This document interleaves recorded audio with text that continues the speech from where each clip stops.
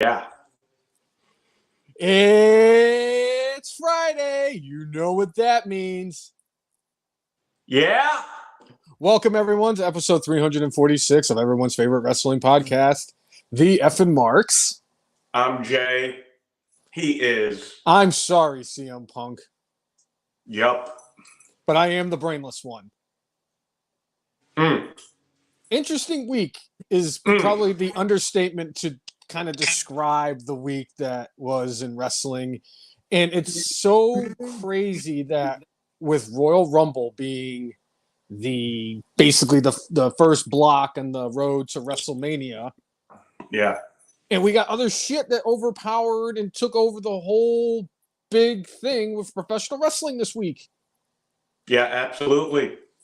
I mean, we thought last week when we were talking about Vince and like, hey, more stuff is going to come out, but it ended up going from, I mean, it was in the fast lane and now they're on the Autobahn. They're going 150 miles an hour, and the federal government is looking into these allegations against Vince. You know, clearly Miss Grant was like, you know what, I'm going to take this to civil court, not looking to charge him for, you know, according to the court documents, what looks like rape, Yep. sex trafficking, and a whole myriad of other things. I don't think she wanted to go to court for that. I don't think she wanted to necessarily take the stand and have Jerry McDivitt, you know, cross-examine her, even though, again, it seems like Vince is completely in the wrong in every way, shape, or form, but he would try to find a way to manipulate the situation to make it seem like she did something wrong in some way, shape, or form. Right. And I'm guessing she doesn't want to do that, but you know, when the federal government starts looking into things, they have more money than Vince does. It's just crazy because not only that, but like her lawyer said that now that this has been a big deal, that there's going to be other women that are going to start coming out. And we talked about it last week on the podcast. We said this is going to get so much uglier. Yeah. It's not done. And I'm just stunned. I told you before the podcast, I'm stunned that it took this quickly for shit to just unravel the way it did. Because now all these other women who were paid, and then mind you, finding out that, what was it? Give me 1 second. The NDAs were not valid since Vince issued them unknowingly. Oh, You know, you have that, and I believe like NDAs, if there was some sort of crime that went on, I think the NDA gets thrown out the window. yeah. So I think all these women that signed NDAs may be actually able to now speak out against them. And if he did them unknowingly or what have you, like they can speak out all they want. Yep. You know, we had the former referee who got payout from Vince over alleged rape back in the 80s. You know, she's speaking out about this, talking about the toxic work environment back then. Again, if he's been getting away with this for this long, he probably thought he was bulletproof. There's no way anybody will ever come against me. I've got Jerry McDivitt in my corner, and I've got a whole bunch of money, so I can do whatever the hell I want. I am the king of this castle. If they want anything, they have to come through me. I can blackball them from the industry. There are a whole lot of things out there. I don't want to get into every innuendo because I want, like, it's best to be fair and factual, but there are a lot of other stories out there. You know, some people are saying stuff about Ashley Mazzaro, and, you know, could that have played a role in what happened with her? There is so much stuff. And like her and just and like Maria Kanellis came out on Twitter and was basically addressing the accusations, and just she was kind of like, you know, subtle about it because she didn't want to put too much information, but she said that this is something that happened because certain people have the luxury of avoiding it and some people don't. You know, Tori Wilson, you know, it came out in Canyon's book that Tori Wilson was very uncomfortable with dancing, but Vince found out, and they were kind of like, kind of to prank her, and they made her dance in her hometown in front of her family, even though she felt uncomfortable. She said she never felt comfortable doing the bra and panties matches. I never understood that. I blame Vince Russo for that one because he's the dumbass that came up with those ideas. Obviously, at the end of the day, Vince is, the all-powerful Oz, so he can do and have all the final say on everything. But, Vince Russo is the one that more likely than not put that stupid idea in his head. And we're just going to find out more. And even the fact that John Laryngitis' lawyer came out and said that his client is not a predator, he's a victim. Really? You could have said no. You could have said no. Yeah, go ahead, Jay. Look at him. Look at him, Jay. Tell him. Exactly what you said. You could have said no. You are a married man, said no. Like, this is no bueno. I'm married. I'm happily married. I'm staying true to my wife. I don't care what you say. If you want to fire me. I'll go somewhere else. John Laurinaitis is not a victim. Poor Johnny Ace had to subject himself to have sex every Tuesday with this woman. Oh, no.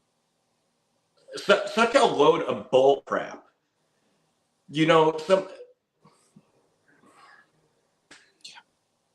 There's a very special place for somebody like that who's unrepentant and trying to push the blame onto somebody else. Hey, could he have felt pressure like, oh, Vince really wants me to do this? It's like, be a freaking man and say, no, this isn't for me. I'm getting the hell out of here. Yeah. There's a thing called principle. There's a line in the sand, and you don't cross certain lines. Like, oh yeah, hey, let's have threesome with this secretary, and I fully know that, more or less, she's being paid to be a sex slave. I saw episodes of Days of Our Lives where one character's wife is being held hostage, and the only way that he could get information about freeing his wife was to have sex with the woman who was holding him captive. And then when he talked to his wife about it, like, oh, I'm sorry, honey, I had to have sex with her to free you. Like that's what this feels like. And now because he's caught with his pants down, now he's sitting there trying to shift blame. I'm sure he was having a good old time when it was happening. It's sickening to try to put yourself as a victim in, like, more or less, he's trying to say, I'm just as much of a victim as she is. Go F yourself, Laurinaitis. My biggest issue is the fact that dude was so far up Vince McMahon's ass, and hearing all the stories from between Jim Ross and Jim Cornette and a lot of other people in the wrestling industry who are not Bruce Pritchard or Kevin Dunn. But honestly, I don't trust this dude. It doesn't surprise me. The fact that he stabbed Jim Ross in the back and took his job. He did anything. And Vince McMahon told him, yes, Vince, I'll do it. I'll do whatever you ask. Go ahead, Vince. Send her my way. Yeah. That's all you have to do is just say no, Johnny Ace. Just no. And it scares me. Because for two reasons. Number one, I'm curious who else is now going to get, announced in all this stuff. Because we already know about Brock Lesnar and John Laurinaitis and Vince McMahon. I'll tell you, Lesnar's stuff has been put into the sales section. He's been future endeavored without being future endeavored. Or at least not in public has he been future endeavored, but they've taken him out of all their plans going forward, and his stuff has been put in the sales section. Tells you everything you need to know about what they're doing. I mean, at least according to what we see in the document, Brock didn't actually do anything outside of asking for a video of her peeing. that's bad enough. But at least he didn't do any of the stuff that allegedly that Johnny Ace did, that allegedly Vince did, that allegedly Vince's trainer did. Right. And he was taken out of the video game. They took Brock Lesnar, the best character in every wrestling video game. They took him out of the game. I have no reason to buy the game now. Because I can't take people to Suplex City. So, but it's unfortunate because I'm telling you, there's going to be some damning names. And another thing about this was it came out in an interview earlier this week where they talked about Shane McMahon. And apparently it came out that Shane was never on board with all this stuff. He was completely against everything that his father was doing. And Vince was trying to drag him into it. And Shane was like, no, Dad, I'm not doing this. And it caused a strain in the relationship. And that's what caused Shane McMahon to leave the company the first time. And then we come out and Triple H is trying to play like, oh, I have no idea what's going on. And one of the top politicking wrestlers of all time. And, right. You know, there's an anonymous, this is the shit that pisses me off. An anonymous wrestler came out and said, you know, I don't believe any of the stuff that Triple H said. The fact that he went from being a nobody to moving up the ladder and getting with Stephanie and basically climbing up to being a star, even though he was an average wrestler. And he became a top star because he was married to Stephanie. You're going to tell me that he was married to Stephanie and didn't know what the hell was going on at all? And allegedly, Stephanie and Triple H finally got sick of the whole thing too. And that was part of the reason why when they had that vote with the board of directors that they didn't want Vince to come back in, it was only after Vince strong-armed and probably told them, well, I'll fire all of you if you don't vote me back on. That they finally relented. But I mean, it's interesting that Stephanie went away, set up indefinite hiatus. Vince goes away. She becomes co-CEO. Vince comes back. Deuces, I'm out of here again. I have ankle surgery scheduled, said Stephanie McMahon. Yes, exactly. Allegedly had ankle surgery. But, you know, there could be more names out there that are involved with things with Vince, or at least were aware of it. There are rumblings out there that TKO may try to clean house of the old guard. So somebody like Bruce Pritchard may be gone. Somebody like Michael P.S. Hayes could be gone. Folks that have been around for a long time under the Vince umbrella that are known as Vince guys might be out. I think the biggest thing with all of this, and it's going to be interesting to see this all unfold, is where this what happens with Triple H. Like, does Triple H become unscathed? Is he like part of, I'm one of Vince's guys, so I'm out? Or is he trying like, oh no, you know, we tried getting him out over a year ago and he did all his stuff. If I were Triple H, I would do everything in my power to keep my job.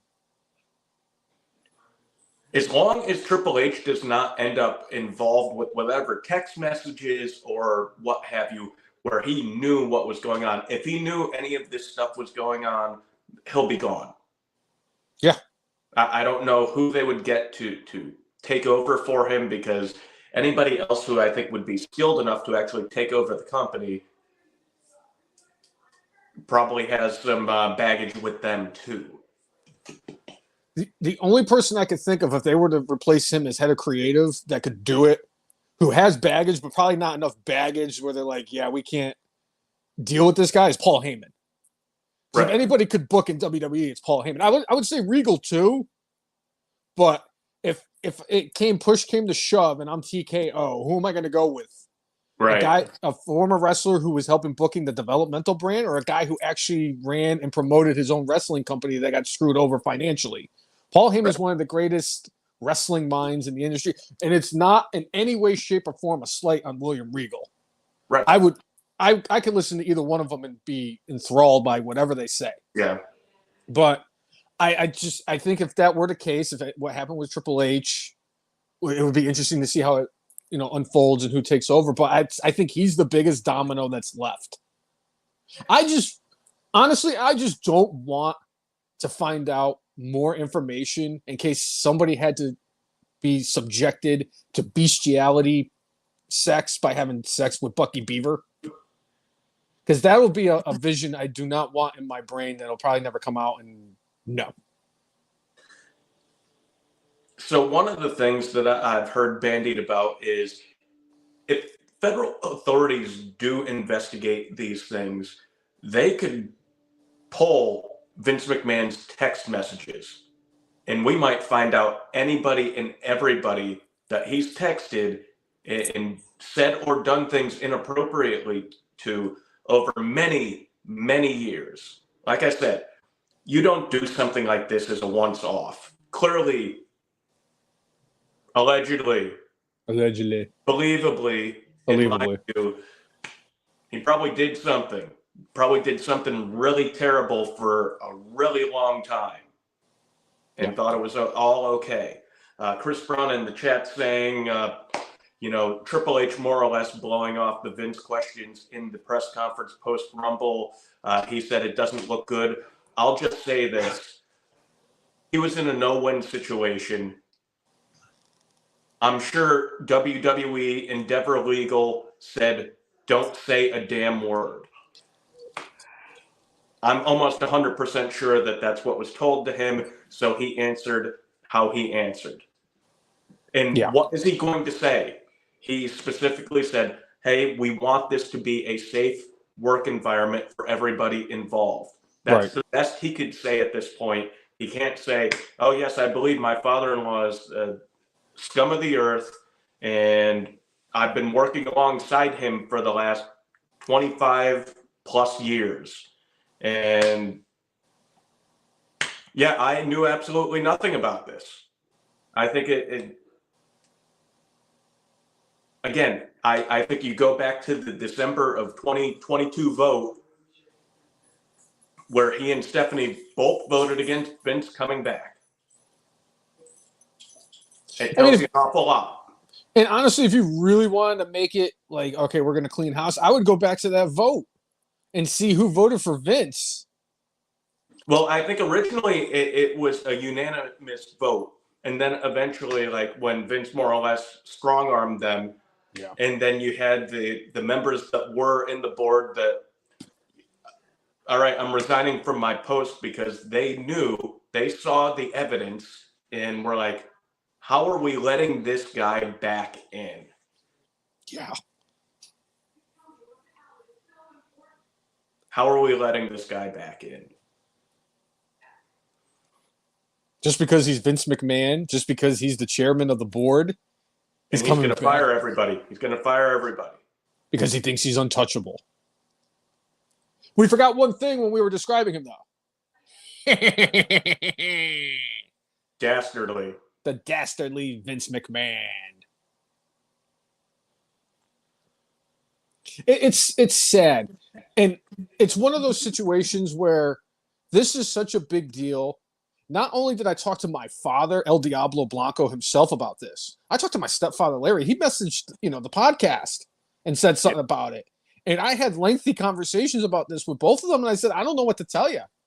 I'm like, this is one of those reasons. I'm like, you could take your pick. This is either, this is why you don't want to meet your heroes because they're just going to break your heart. Or it's the situation where, quoted from Batman, you can either die a hero or live long enough to see yourself become the villain. And Vince McMahon, for many years, from the late 90s until last few years, he has been the villain, Mr. McMahon. He's embraced this.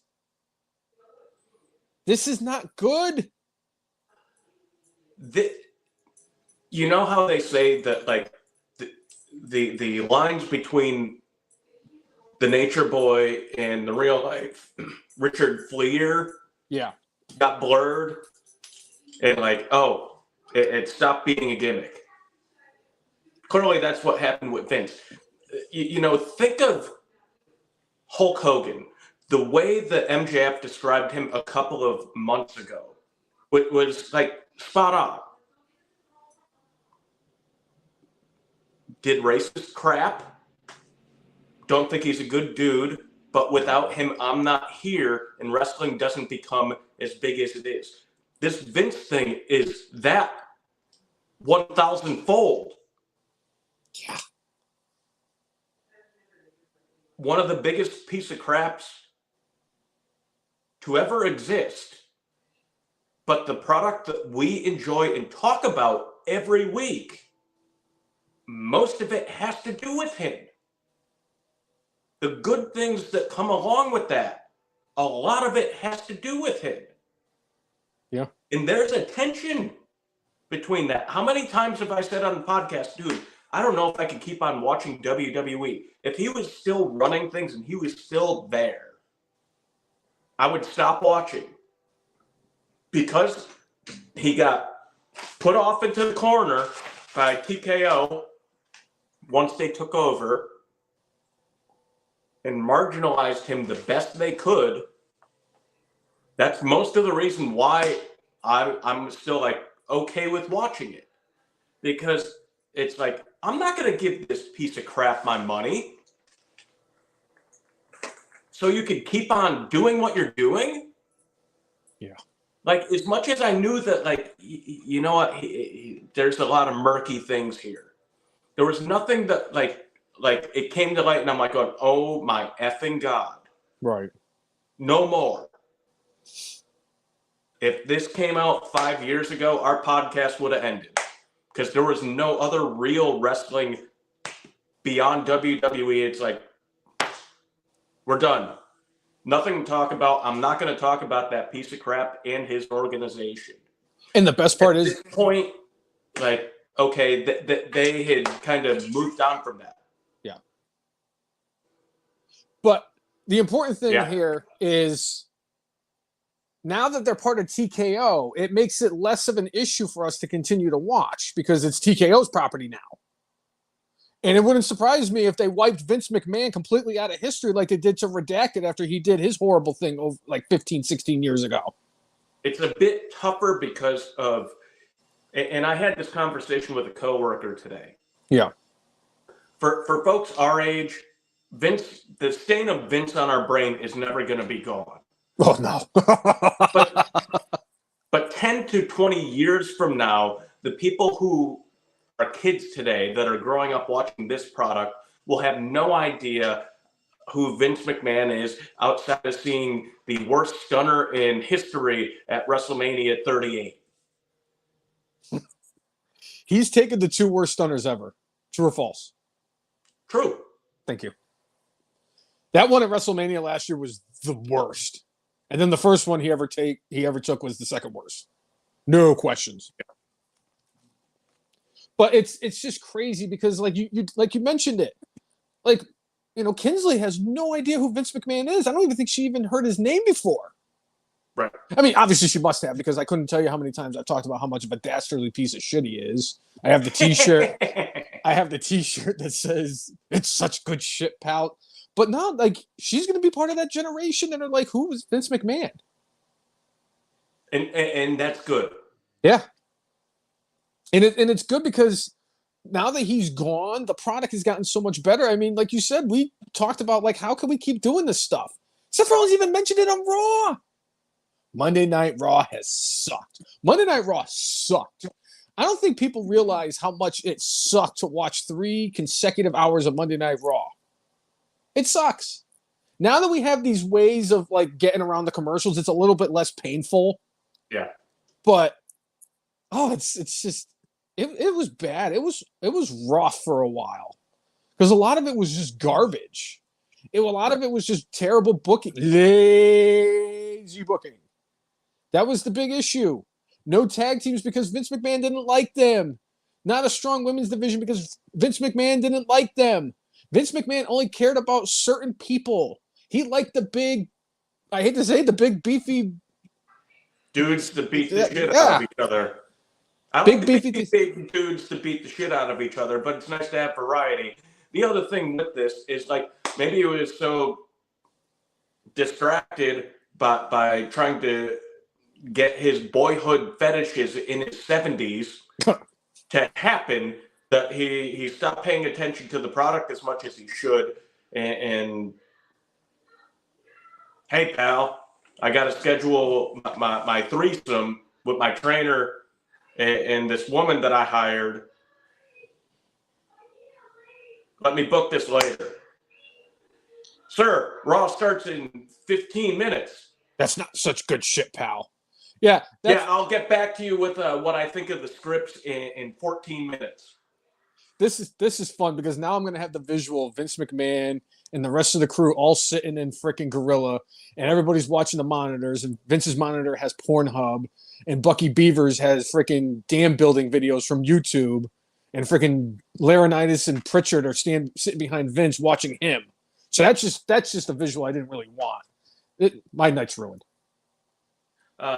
So Chris Brown says, here's a question. Why didn't this shit hit the fan during the height of the Me Too movement when it would have had more of an impact in mainstream attention? Couple things going on here. The people before this signed NDAs, and they kept to the NDA clearly with Vince. All the stuff that's coming out right now came out recently, and it's because Vince stopped paying. And as we know, Vince has kind of had a history of making agreements and then not paying for them. I immediately go to Stampede Wrestling. He said to Stu Hart, hey, I'll pay you this much. And, and he never paid him. He never paid him. And then Bruce Hart ended up saying, all right, well, I'm going to start doing Stampede again. He did that with that territory. He did it with a few other territories. I can't remember off the top of my head which ones. But oh yeah, I'll pay you. And then when he decided he didn't want to pay, he didn't. And He got away with it for a really long time. Until now. Yeah. How many people have ended up in the wake of this destructive force known as Vince McMahon because he had so much power and people just felt like they could not speak out against him, whether or not they felt like they would never get a job in the professional wrestling industry ever again, or just felt like there would be so much public shame, or they would try to make that person who is the victim into the villain in this story, just like fucking Johnny Ace is trying to do right now. I'm a victim too. Go F yourself. Yeah. Go F yourself. Piece of excrement. Yes. Fuck that guy. But the reason why it didn't come out during Me Too is because there just wasn't, people weren't willing to come out against him at that point. The only one was the referee from back in the 80s who had been talking about it for a while, but nobody said or did anything. Right. But the fact now, honestly, Chris, I would say probably puts more of the spotlight on Vince. If it was the Me Too movement, it seemed like everybody and their mother was being announced as somebody who had possibly done something. I think it might have ended up getting swept under the rug because there would have been so much attention on everybody else that there would not have been this bullseye on Vince. Right now, he is the only one out there, and they are looking into anything and everything. And if the government looks into this and subpoenas his cell phone records and subpoenas his text messages, there's no way to hide it. I don't care if you tried wiping all that crap clean. Government has ways to track it, and they will find it, and you're out. You are done. And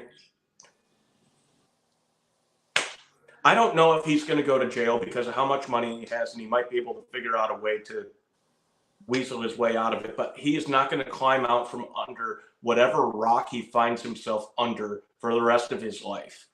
Quite honestly, I don't want to wish ill on anybody, but if he ended up like Jeffrey Epstein, ends up getting convicted of something and going to prison, I'd be like, you know what? Evil begets evil. You make choices, and apparently you've been making a lot of really shitty choices for a bunch of people over a long time. And you've left a trail of tears, despair, and shit. And you didn't care who you ran over. And it's funny too, because you mentioned that the text messages could get subpoenaed and brought in. People, if they may forget, I will never forget because that's just me. He's good friends with Donald Trump. Could you imagine if all this shit that comes out about Vince McMahon and then they find out that Donald Trump had somehow, some way knew about this, or he's somehow involved in all this shit? Or better yet, if he wins the election in November, he could pardon Vince. That'd be a very bad look. There's going to be a lot of wrestling fans that don't want to see Vince McMahon, us included, get anywhere near WWE or any of that stuff, or just be anything. Just if he pardoned him and he's like, go away forever, fine. But I'm telling you right now, my name is going down on that ballot, and I'm going to bubble it in and shove it in because I'm not voting for him come November if that's even a minuscule possibility. Well, I mean, because we're going to get the dementia patient and the lunatic on the ballot in the United States, I mean, I think I'm going to vote for making America brainless again. I get 2 votes. Just gotta get my dad to vote for me, even though he said he'll never do it. Chris Brown said, here's a better idea. Have Vince and Trump share a cell with Jared from Subway and Bill Cosby, and all 4 of them would deserve each other. Cosby is actually out. He like appealed and got out. But yeah, Jared, the fact that Jared has survived this long with the things he was convicted of, I mean, I'm quite honestly kind of surprised. Usually folks who are convicted of things like that don't last very long. Yeah, Epstein got Epstein really quickly. I'm surprised the other guy, he killed himself. What was it? Weinstein? Yeah, Weinstein.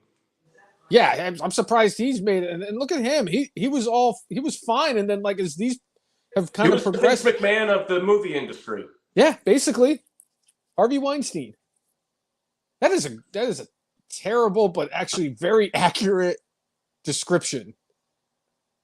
Tim said he would be very happy if Trump gets dragged into this. I just got bombed out. I have a special guest because she's in her feelings right now. So Luda Vachon. She was very upset that A, she didn't get put into the F and Marks Hall of Fame this year. B, that she doesn't get invited to the podcast more because she's usually all over me when I'm doing this stuff. But she's been very good until she just farted and cleared out the room. But yeah, sorry. I wow, Lou, that was bad. Breaking. Doug is in the chat and says, "Yeah." And we forgot about the most important thing that came from all this too, Jay. It came out that Shawn Michaels and Marty Jannetty were womanizers. You look as shocked as I thought you were going to. Yeah. In other news, the sky is blue and grass is green. Yeah. Sorry. Yeah, Doug. I mean, that's what we've been talking about this whole time. We've been talking about the Vince stuff and how Vince McMahon has not only played a dastardly heel on TV, but apparently one of the biggest piece of shits behind the scenes. Yeah. There's no other way to say it. No, it's just and one name that like has not been brought up, I think almost enough. Linda McMahon. I'm pretty sure she knew about this stuff, right? Yeah. Right? Yeah. She was the one who said you need to sign an NDA, right? Yeah.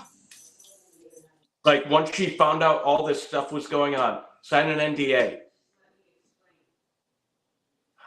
How cruel and how heartless. Like, do you know what your husband did to this woman?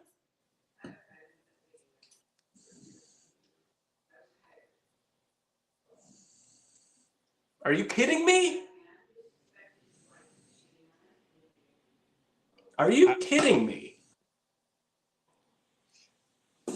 My favorite part about this, Jay, was the fact that when I was still living in Connecticut, the last election that I took part in the state of Connecticut was for Senate from the state of Connecticut, and it was Linda McMahon versus Dick Blumenthal.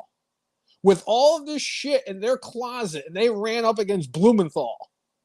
And they did everything in their power. I remember the ads that they did. Vince McMahon in the hospital wearing the Dick Blumenthal banner around his waist. All that shit, all that money they spent, and she lost. And she really had the audacity to run for Congress, knowing all this shit. And then 4 years later, she's part of the Trump administration. This is not good. It is going to get it's starting to get messy. It's going to get nasty and ugly. Yeah. And this is far from done. But I just love the fact that out of all of this, somebody came out and said, yeah, Shawn Michaels and Marty Jannetty were womanizers. And I was like, oh, wow, this is the most obvious article I've ever read. And then Shawn Michaels denies it. And it's like, dude, we know about you and Sonny. We know about how you were.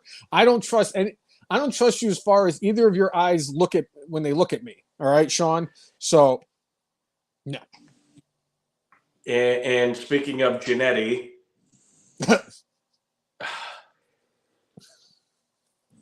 how do we segue to Marty Jannetty? Well, I mean, we were talking about the womanizing thing, but Marty Jannetty, so Chris Brown in chat saying one of his legs is getting amputated. I thought I read that both of them were getting amputated because of issues with them.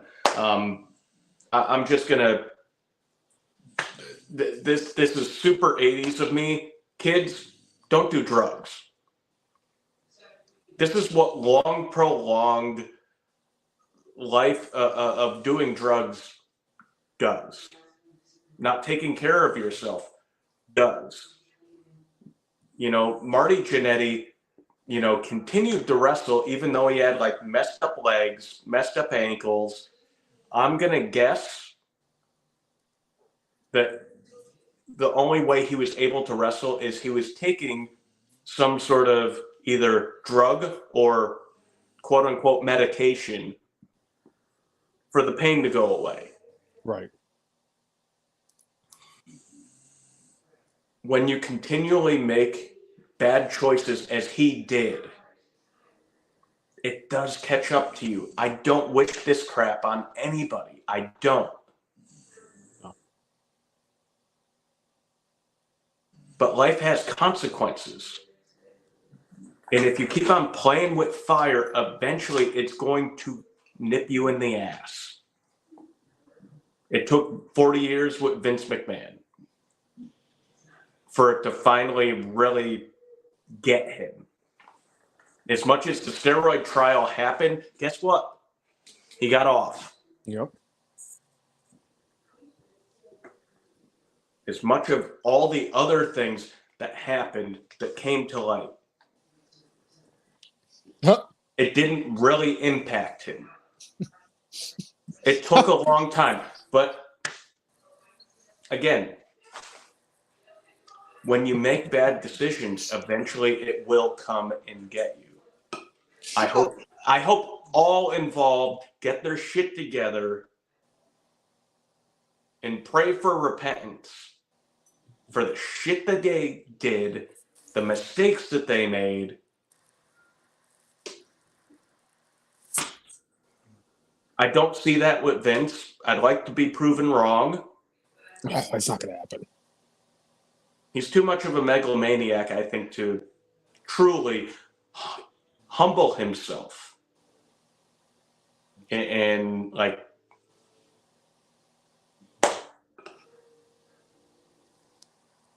Jannetty, maybe. He's been dealing with shit for a long time.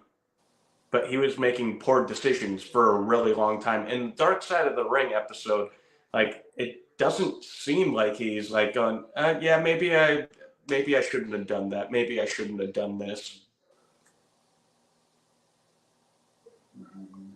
I hope some point you come to some sort of reckoning with yourself. You look yourself in the mirror and say, you know what? I'm not the person I should be or should have been. Yeah. Why do you think Shawn Michaels has made a turnaround? He looked in the mirror. For him, it was having children. When he said that, like, his kids were old enough to realize that, like, oh, more or less, like, daddy's screwed up. When he realized that, like, oh, they recognize that I'm not with it. That was his wake-up call, and he was like, and even Undertaker said the dude who came back was not the guy that left. That's what it takes. Yep. I don't know if I see that for Jannetty or Vince, because megalomaniac, and the other one wants to blame everybody but himself. A few things from all of that. Number one, you mentioned the steroids trial and how he had the neck brace on to make, for the pity party. With all this shit, now that this is a federal investigation, what is he going to do? Show up to Congress in a casket? You can't get me, pal. I'm in a casket and dead. Rip Vince McMahon. Mm. And then you were talking about Shawn Michaels, and you were like, he looks in the mirror, and I'm like, that's why I started cracking up. Like, well, I mean, he's got the mirror in front of him, and he's got the one over to the left. He's got to have two, right? He can't have one. He has to have two. I'm sorry. I've already guaranteed I'm going to hell. All right. And his realizing that I'm not cool was probably when he was singing Sexy Boy to himself with his bald spot in the back of his skull when he's in his 40s. Or he might have been 30 at that time, or in his 30s. Oh, excuse me. Yeah. But I'm sorry, that's what I was picturing. I'm like, there we go. That's all we need. Because I always thought that was the one thing about Shawn Michaels I never understood. It's like this dude's like in his 40s and 50s, and he's dancing around like an asshole to Sexy Boy when he's cross-eyed and going bald. Well, I mean, it was the gimmick. He lived it probably almost as good as freaking Ric Flair lived his. Because nobody, and I mean nobody, lives their gimmick better than Hulk Hogan. He secured that when he went and had that lawsuit with Bubba the Love Sponge and Gacker, whatever the hell it was that he had. Gawker, thank you. And he's going out and telling the judge Hulk Hogan's penis is different is a different size than Terry Bollea. Like, really, Hulk? Come on, man. Now that's the gimmick right there. Nobody lives it better than him. The fact that the Undertaker now trying to be mean Mark, not so mean Mark Calloway, trying to live his life, and now people are like, man, you're not the Undertaker anymore. You just ruined my childhood. It's like, dude, let the man live. What do you want, Hulk Hogan? You want Hulk Hogan that's in the 70s coming out there and spewing lies after lies after lies and saying your prayers, taking your vitamins, steroids, and cocaine, and believing in yourself. Terry Boulder. Oh, that's such good shit. Elvis was my biggest fan, brother. I'm glad you actually mentioned Dark Side of the Ring, because if it wasn't for something that happened at the Rumble, I was getting my good this week. All right. Because, over the summer or spring, whatever the hell it was, and YouTube TV had announced that they were going to switch over and get the NFL Sunday Ticket. And then realizing how much the NFL Sunday Ticket was after I switched over to YouTube TV, I was like, yeah, maybe this wasn't the brightest decision, although it was cheaper at the time than Hulu Live. However, they were missing a lot of channels. One of the channels was Vice TV. So instead of renewing my thing with YouTube TV, I punted. I pulled a Bobby Wagner. I left Hulu after a while, joined the YouTube. I cannot believe I'm making an NFL analogy on this. I left and went to YouTube TV for a few months, and then I went back to Hulu Live this morning or this afternoon. We'll do it live. It was for the whole bundle. Amazingly, the whole bundle with the Disney Plus and ESPN Plus and the regular Hulu and all that stuff was like $3 more than just the YouTube TV itself. Right. And I love I love the articles on ESPN, and the kid loves the Disney Plus. But the biggest thing, and I, honest to goodness, Jay, I will tell you the truth. I am not lying. The biggest reason behind my decision to do what I did was because Vice TV was not on YouTube TV. I don't think people can comprehend how hard it was for me to find a lot of these episodes of last season's Dark Side of the Ring, to the point where it was just easier for me to switch back to Hulu TV or Hulu Live, because I would do all that for Vice TV because I miss Dark Side of the Ring. Season 5 is about to come out. And since we are back on, so I was going to give myself my brainless.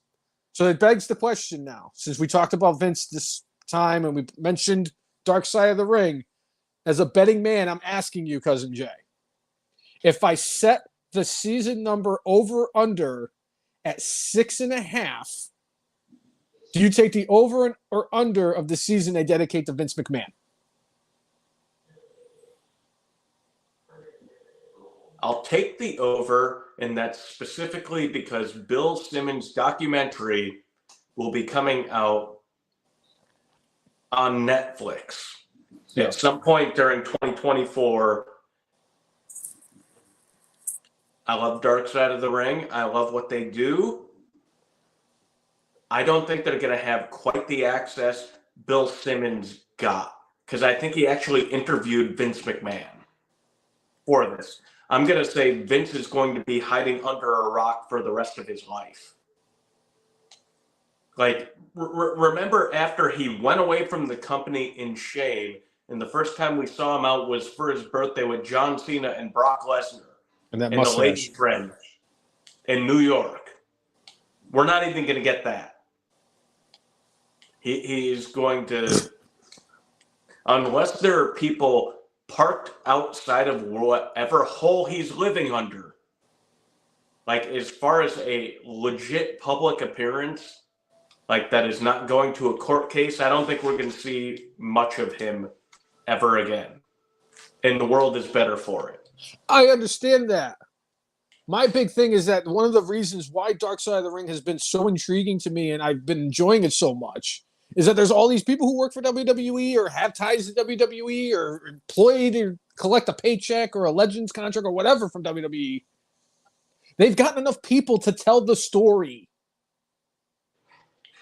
Could you imagine Chris Jericho narrating Season 7 of Dark Side of the Ring with your narrator Chris Jericho, Vince McMahon, Episode 3, Part 3? Chris Brown says he's taking me under. I can see them seriously dedicated, because they can't. There's too much shit to do one episode in a season. There's too much shit to do 2 episodes in a season, like they did with Benoit. And No, I mean, they could dedicate many seasons to just the alleged dastardly acts of Vince McMahon. Yeah. I wonder what a dude like Bryan Danielson, like his perspective on this, because he saw in some ways the father figure of Vince. And his stepfather-in-law is John Laurinaitis. People power.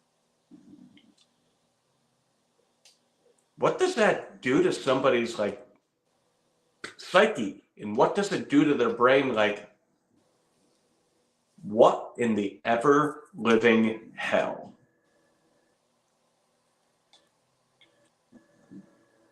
Is nonsensical as some of the AEW booking is, I would rather have a nonsensical, coked out Tony Khan, who clearly is not doing what Vince did, is my boss.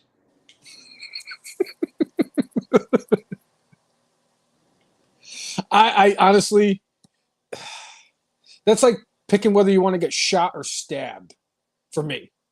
Because I really wouldn't want Vince McMahon as my boss, and on the flip side, I would not want Tony Khan as my boss. The only reason I would actually take Tony Khan as my boss over Vince McMahon is because I know I can get away with it because he's not going to want to punish me.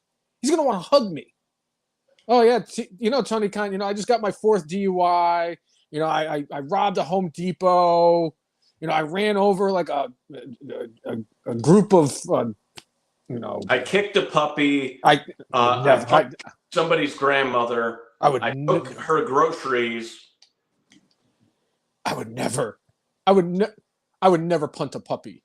Punch a grandmother, that's still on the table, but I would never punt a puppy. Any kind of dog. Never. By the way, that's one of my favorite scenes from the original Anchorman. When Jack Black punts the bus Baxter. Yeah.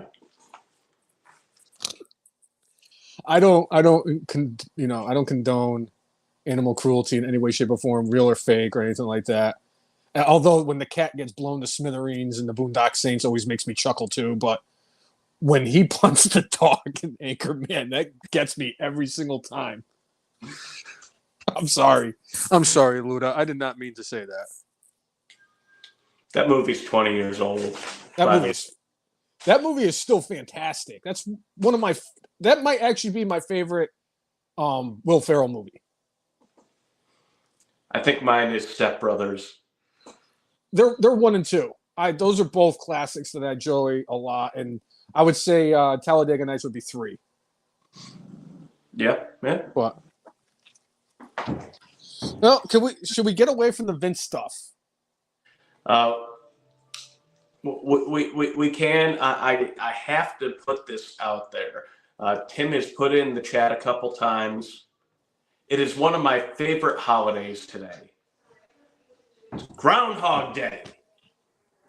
You'll put your little hand in mine. There ain't no hill, no mountain we can climb.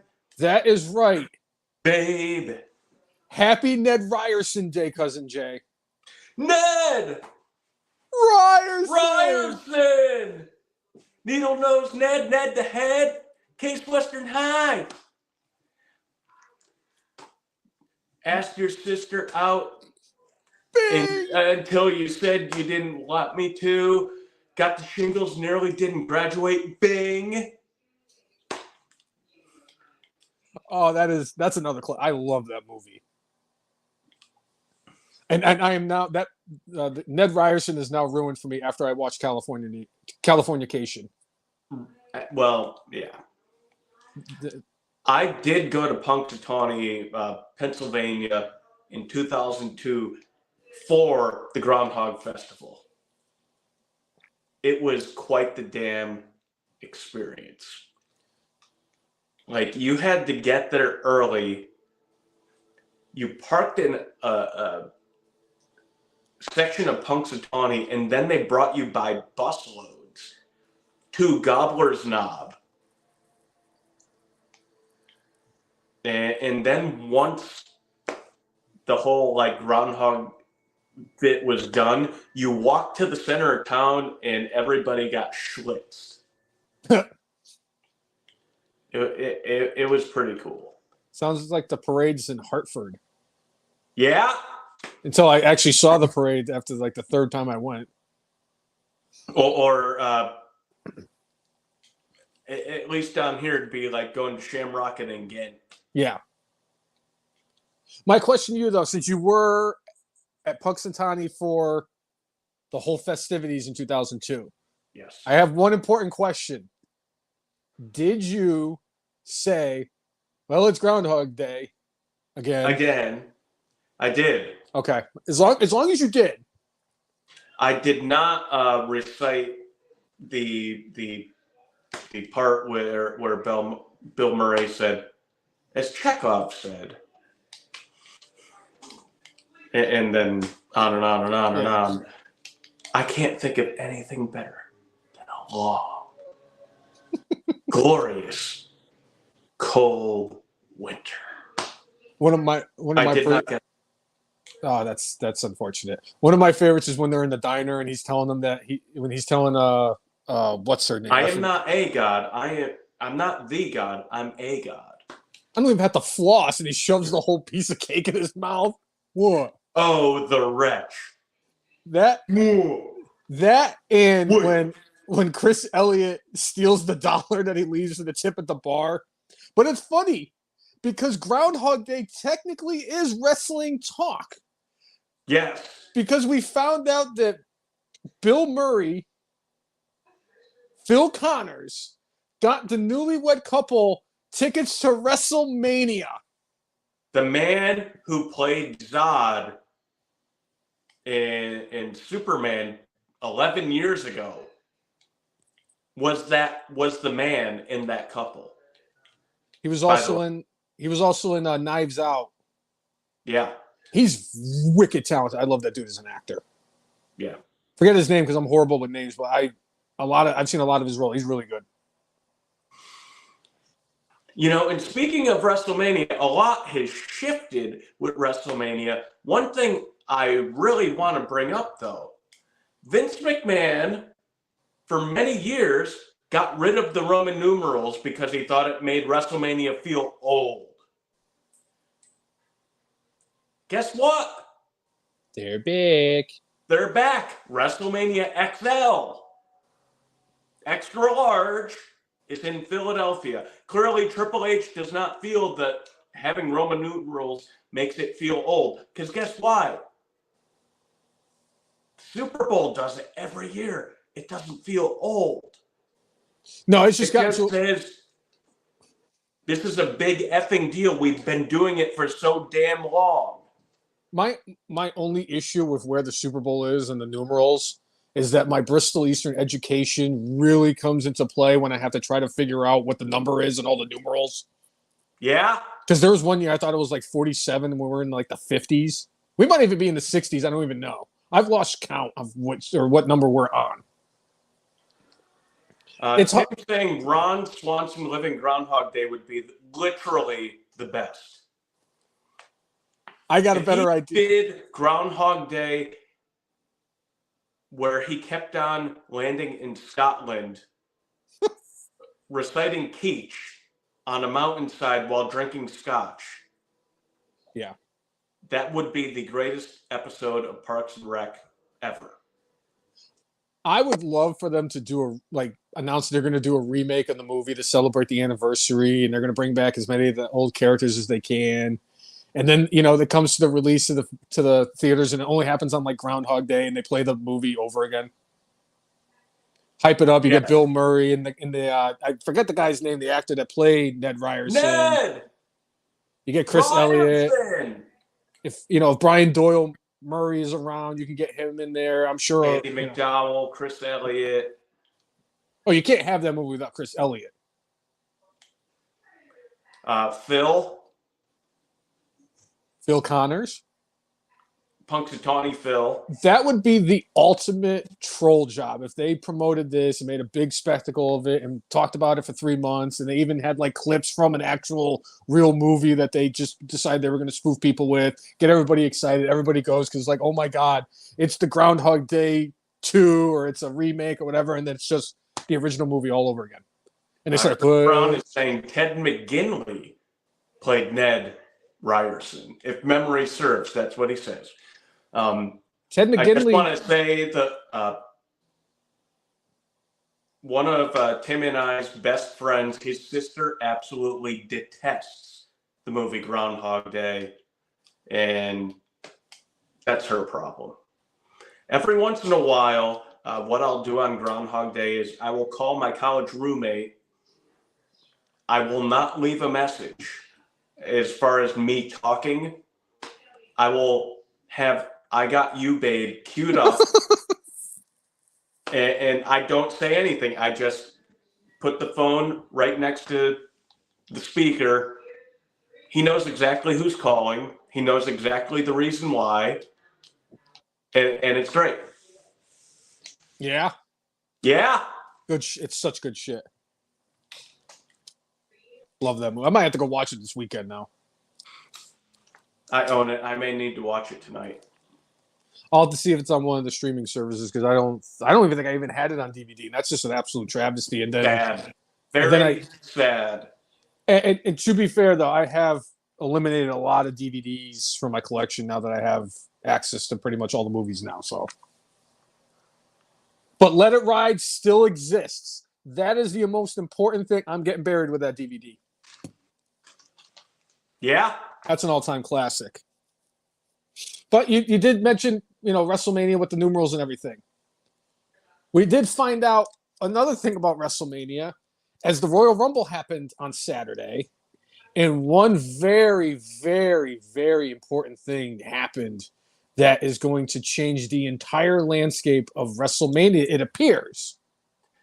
R-Truth tried entering the Women's Royal Rumble. I thought one of my favorite things about that was it was like Nia Jax's spot, and Nia Jax was the one who legit hurt him. Yeah. When she entered the Men's Royal Rumble all those years ago. I kid. Take it away. Honestly, though, that moment. I'm sorry. I was gonna go to something else, but you mentioned that moment when she was coming out and her music was playing, and then Truth's music just started randomly playing. I lost my shit. I thought it was the funniest thing. He has absolutely been the MVP of WWE since he came back at Survivor Series, and I expected nothing less from him. That man is an absolute, and I do not stress how much it is, or I do stress how much it is of a treasure this man is. Like Robbie Ross. He has just been an absolute joy to watch every single week. He is the best part about Monday Night Raw. And I think it's great. But anyway, the big thing that happened was one wrestler in particular suffered a significant injury at the Royal Rumble, and it apparently screwed up all the plans that they had. And before I get into this, I think it's time for me to announce or to explain to everybody why I have what I have written down on my screen. Yeah. I am sorry, CM Punk. And I'm going to tell you why. Because as I was doing the notes this week and I was writing down the stuff for the Royal Rumble, I happened to look back at last week's predictions. I mean, yes, we all picked Roman Reigns because that was kind of a no-brainer. He wasn't dropping the belt. The only shocking thing about that, though, was AJ Styles ate the pinfall. I think they only did that just to swerve us because we thought LA Knight was going to eat the pinfall. Nobody even was surprised because we all picked Logan Paul too. Oh wait, no, not shocker. Does that mean I do this if it's not a shocker? Yes. But we all had, and it was great because in the Women's Royal Rumble, we all had different picks for winners. You had Bayley was your dark horse. That was who Jeff's pick was Bayley. Nicole picked Bayley. I was the only one that didn't pick Bayley in any way, shape, or form because I wanted Jay Cargill for all of it. Right. But we all did what all the NFL experts did for the Royal Rumble. We all picked CM Punk. I think this is safe to say that CM Punk got brainless one. Just like 4 different racehorses over the years, CM Punk got brainless one as he suffered a torn pec in his arm. No, tricep. Tricep, I'm sorry, tricep. And it was the opposite arm of the tricep that he tore before or after he had won the AEW championship and went crazy at Brawl Out. Right. And it was crazy because it sucked that it happened in his first match. I'm going to say this, Jay. Of all the things about the Royal Rumble, my least favorite part was actually the Men's Royal Rumble. I'll just say in general, the whole show for me fell flat. Oh, big time. And it wasn't like bad. It was last year was spectacular. The ending with Rhea Ripley. How she got that final elimination. that was something special. And at the end of the women's match, like I felt like the final eliminations were not like I'm on the edge of my seat. Like I don't think it was well executed. The thing for me with the men's rumble, I was happy for Cody. There are a couple of things specifically for this. They didn't bring back legends, and I know some people were upset about this. But that speaks to the health of the product. They don't need the legends. That speaks to the health of the product that they had Cody win it. We don't need The Rock to main event WrestleMania. We are in such a good spot right now that we're going to take the guys we have. We're not going to get the guys of yesteryear because we can't sell out the stadium. The stadium is more or less already sold out without knowing a damn thing. So the surprise of Cody winning a second year in a row, I like that. But again, it felt overall, the men's rumble was like, yeah, it was there. It was there. It was just the whole card. Honestly, the whole card itself was underwhelming, but the men's Royal Rumble match to me was the most underwhelming part of the entire card. I mean, for me, it was the Fatal 4-Way. The Fatal 4-Way could have been something special, and the end felt like the fart in church. Oh, yeah. Like, it's like, wait, that's the end? Okay, I mean, I think everybody saw that Roman Reigns was going to come out the champion, and quite honestly, at some point, aren't they going to put the stipulation in? Maybe this is a stipulation that ends up in WrestleMania. If anybody enters the ring that is not Roman Reigns and gets involved, you lose the title. I'm surprised that has not been a stipulation yet for a Roman Reigns match, but maybe that's what they end up doing for this match at WrestleMania, even though they're trying to swerve us a little bit and make us think maybe Cody will pick Seth. That wouldn't make any sense at this point. All that being said, like it just, you have 4 top-level performers, and at the end of the match, it was kind of like, eh. And there's been a couple of Roman Reigns matches where, like, the ending kind of came out of nowhere, and it didn't feel like it was a crescendo. It felt like, oh, that's the end. And then you have the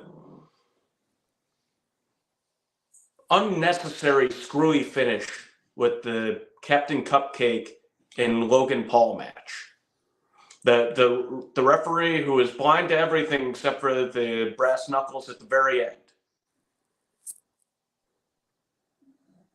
And they had 4 matches, and the show went over 4 hours.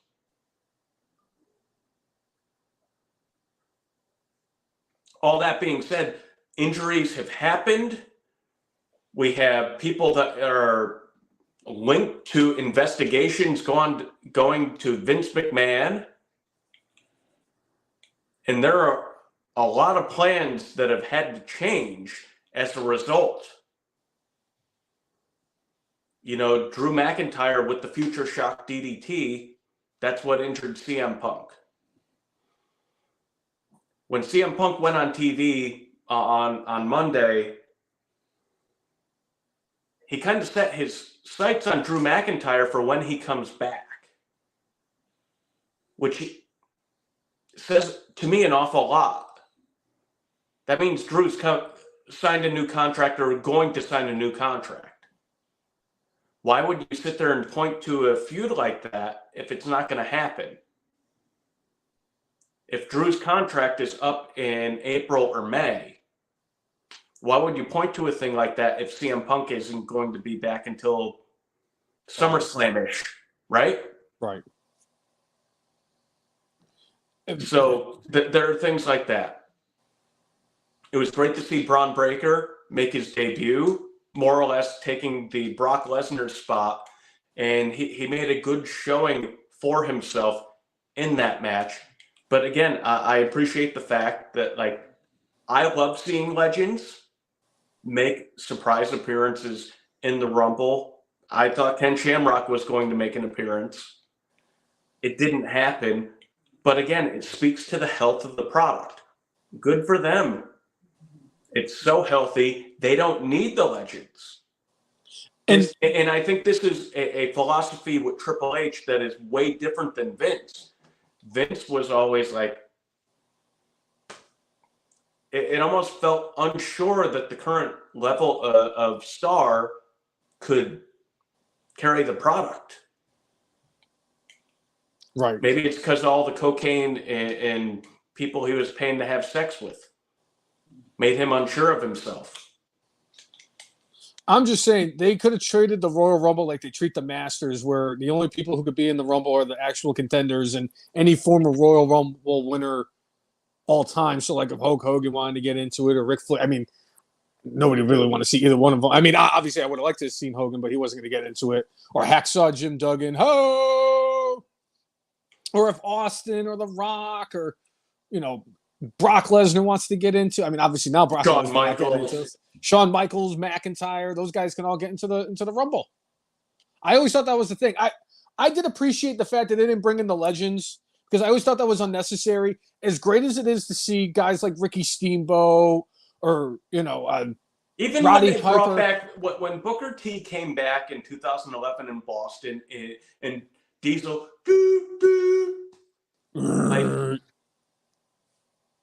it was a cool moment. Like when Mick Foley came back and had that moment with Santino, and I think it was 2010. Sounds it was about a right. cool little moment. It's fun to have those things, have them look really good. I mean, if you want to go back to, I think it was 2002, Mr. Perfect coming back for the first time in about a decade. Yep. And having a great appearance in the Rumble, which led to him coming back to the company, which eventually he got let go from the company because of the plane ride from hell where he and Brock Lesnar were trying to wrestle and almost, well, not that long ago in the news, we had a thing about the side of the airplane coming off. It sounds like that almost happened between Kurt Hennig and Brock Lesnar on the plane ride from hell. And honestly, it sounds like it might have been a good thing if it happened next to Vince McMahon and he got sucked out of the plane. Yeah, we would have had to avoid all this stuff. That way he could have died a hero, like I said. But, honestly, I didn't really miss the legends. If Booker T came out, I would have popped because it's Booker T, and I love every time I hear "Can you dig it, sucker?" I pop every time. It doesn't matter. I love Booker T, but I think people were just, I don't know about mad. I think they were upset that McAfee got the spot in the Rumble, and all he did was he climbed in. He looked at Braun. He Drew carried himself. Yes, he did. You are a legit performer in the ring. You could do more than that. Now, he said that he was completely unaware that this was going to happen. The way he acted makes me think that ain't the case. I'll have to go back and rewatch his reaction. Maybe I could see something better. But I would be a little bit more upset about it if it was just like how Drew Carey did it. I understand completely as a member of the Homo sapiens. If I got into the Royal Rumble and dude was standing there, I'm doing the exact same thing McAfee did. I'm not taking my chances with Omos because he's going to take me and he's going to toss me like Randy Orton tossed the Singh brother. It ain't going to be pretty. Tim is saying in the chat that McAfee had knee pads on. Okay, yeah. If that's the case, I was not looking as intently. So if he had those on, he knew, and but again, the way he kind of like climbed over makes me think it was part of the story anyway. All that being said, not only was Pat McAfee a commentator during Saturday at the Royal Rumble, he is now officially back. And he is going to be part of the Monday Night Raw commentary team with Michael Cole, baby. And I think it's really interesting that starting tonight, Corey Graves is going to be a play-by-play dude. Does he get Wade Barrett at least? Yeah, it's going to be Corey Graves with Wade Barrett. And the thing is Graves has been kind of sort of heel as an announcer going into play-by-play.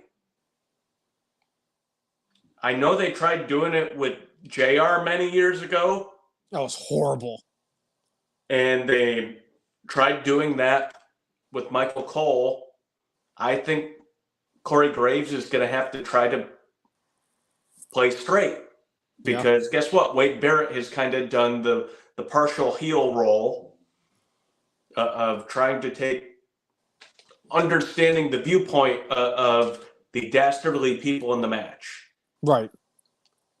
I'm curious to see how this goes. I think that Wade Barrett's going to be a good complement to Corey Graves. I just like to see how Corey Graves works as the play-by-play guy, and I can guarantee you El Jefe is not watching SmackDown then. Just Where's because Vic Joseph? He should be here, not Corey Graves. But I'm just happy because I wasn't sure where Wade Barrett was going, and I was hoping he was going to go to SmackDown.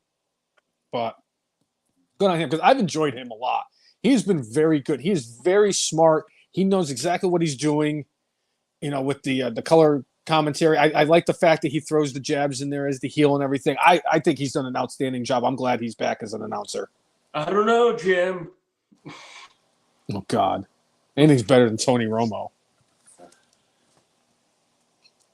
But we did circle back to the Royal Rumble. There was one thing that came out is that when Punk got hurt, he went and told the referees that he got hurt and told them to call an audible and have Cody win the Rumble. That's why I said, I'm sorry, CM Punk, because I put the kiss of death on him because he was supposed to win the Rumble and then he got hurt, just like the 4 horses I bet on were supposed to win the race, and then catastrophe struck. Sounds like one race too many. That sounds like one race too many. And it's funny too because I wish I had recorded that moment. It is now a memory. It's a vivid memory. I will never forget that. If I am in a rest home and I have dementia like our current president has, I will still remember that. I don't know if it's going to be that or my trip to the Belmont Stakes with my dad, where I told him that I hate the Yankees in front of 100,000 people in New York wearing all Red Sox gear. And I said to him, when he asked me if I was crazy about saying that, and I said, oh, maybe they'll think I'm a Mets fan. Because they were playing the Mets at the time. Even though I had like a Nomar Garciaparra jersey on and a Red Sox hat on. Oh, yeah, he's a Mets fan. That guy's a Mets fan. I bet, it could have been very similar to that scene in Canadian Bacon where, like, they're playing hockey and then John Candy says, you know what else sucks? Canadian beer, and everybody stops in their tracks and, like, goes to beat the crap out of him. And he doesn't all I said was Canadian beer sucks. And then even the police start beating him up.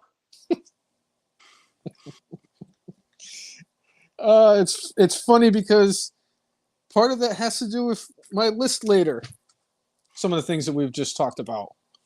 Certain memories. It does suck for CM Punk.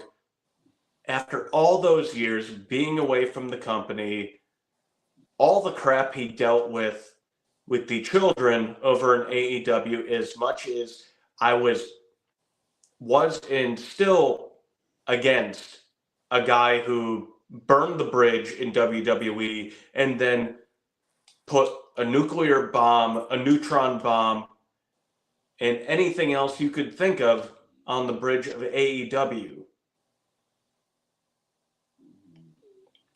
I did watch the documentary that WWE put together with Punk leading up to the Rumble, and I'll say I've softened a bit on Punk.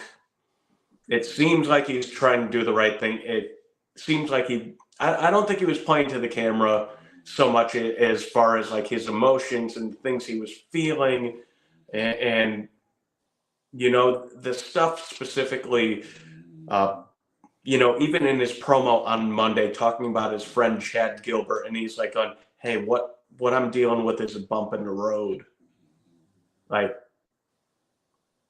my friend Chad has cancer, and it sounds like there's not a high likelihood his friend is going to survive. Right. And he's like, my friend has a great outlook. He's always happy. He's always smiling. And all I have is a torn tricep. I've been through this before. I'm going to be fine. I'm going to come back. It's just still going to have my moment. It sucks because it would have been great to see him at WrestleMania this year. Yeah. And honestly, and after what happened between Seth and Cody, I'm starting to think that was the plan, that CM Punk was supposed to win the Royal Rumble, and that's why Seth went and asked Cody to challenge him. And I love that promo. Seth put it all out there. That was one of the best promos I've ever heard. It was fantastic. It was a swerve because him winning the World Heavyweight Championship is not him finishing the story. Right. But everything that Seth said about him, if you think about it, who is the Iron Man? Who is the face of the company? Who is the champion of the champions who constantly defends the title and is always there? It would be Cody Rhodes, because Cody Rhodes is there whenever they need him. Cody Rhodes is the face of WWE. And the only reason he's the face of the WWE is because they're undisputed WWE Universal Champion. You don't see his face. Can't be that. It's not John Cena. Yeah, well, that's different. I mean, when you couldn't see John Cena's face. I mean, quite honestly, we can't see his face because of all the wet hair that's in front of it. But, I mean, honest to goodness, like, he was absolutely right. I would love to see Cody and Seth go at it again because it was fun. They had a great rivalry a couple of years ago. Yeah. He needs to fight Roman. And we might find out because he said he'll think about it. He's going to be on SmackDown tonight. He's going to be confronting Roman Reigns. Let's see what happens. I like to see Reigns. He's got SmackDown starts in 5 minutes. So yeah, I'm so happy for Cody. I really am. I want to see him finish the story. If we're not getting CM Punk at WrestleMania, CM Punk or Cody Rhodes needs to finish the story. He does. And I thought it was interesting that Seth did what he did with Cody, especially because the week before the Rumble he was doing his thing with Gunther. I really think that's going to end up being the route they go. Is going to be Gunther. Gunther's going to win in Australia, an Elimination Chamber, and challenge Seth for the title at WrestleMania. It certainly could be a way that they go. You know, Gunther has earned his spot, and I think it would be a disservice to take the title off him. I think he should keep the Intercontinental title until he wins the next title. And then relinquish? I think so. Tim is saying Gunther has a visa issue and can't leave the U.S. I'm sorry. I guess we'll see about that. I'm sorry. Jeez Louise. Sat in the dog's foot because I was trying to grab my soda. Now she's mad at me. Sad. That's interesting, though. He can't leave the... Oh, I think I heard about that. Okay. Oh, I guess he... Oh, okay. I mean, maybe that's why in part, I mean, we did get the announcement that Cody Rhodes will be at the Elimination Chamber in Perth. Yeah. So we got that. Also, we had Bayley coming from the Ric Flair spot to win the Women's Royal Rumble. You know, I think Jade Cargill was a good pick. And I think the way they booked Jade was actually really good. She looked awesome. Strong. And even though she didn't win, it didn't make her look bad. And Bayley, who's been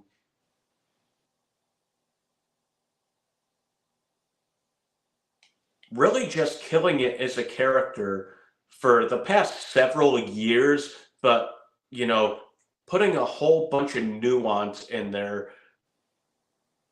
with what she's been and what she's been doing.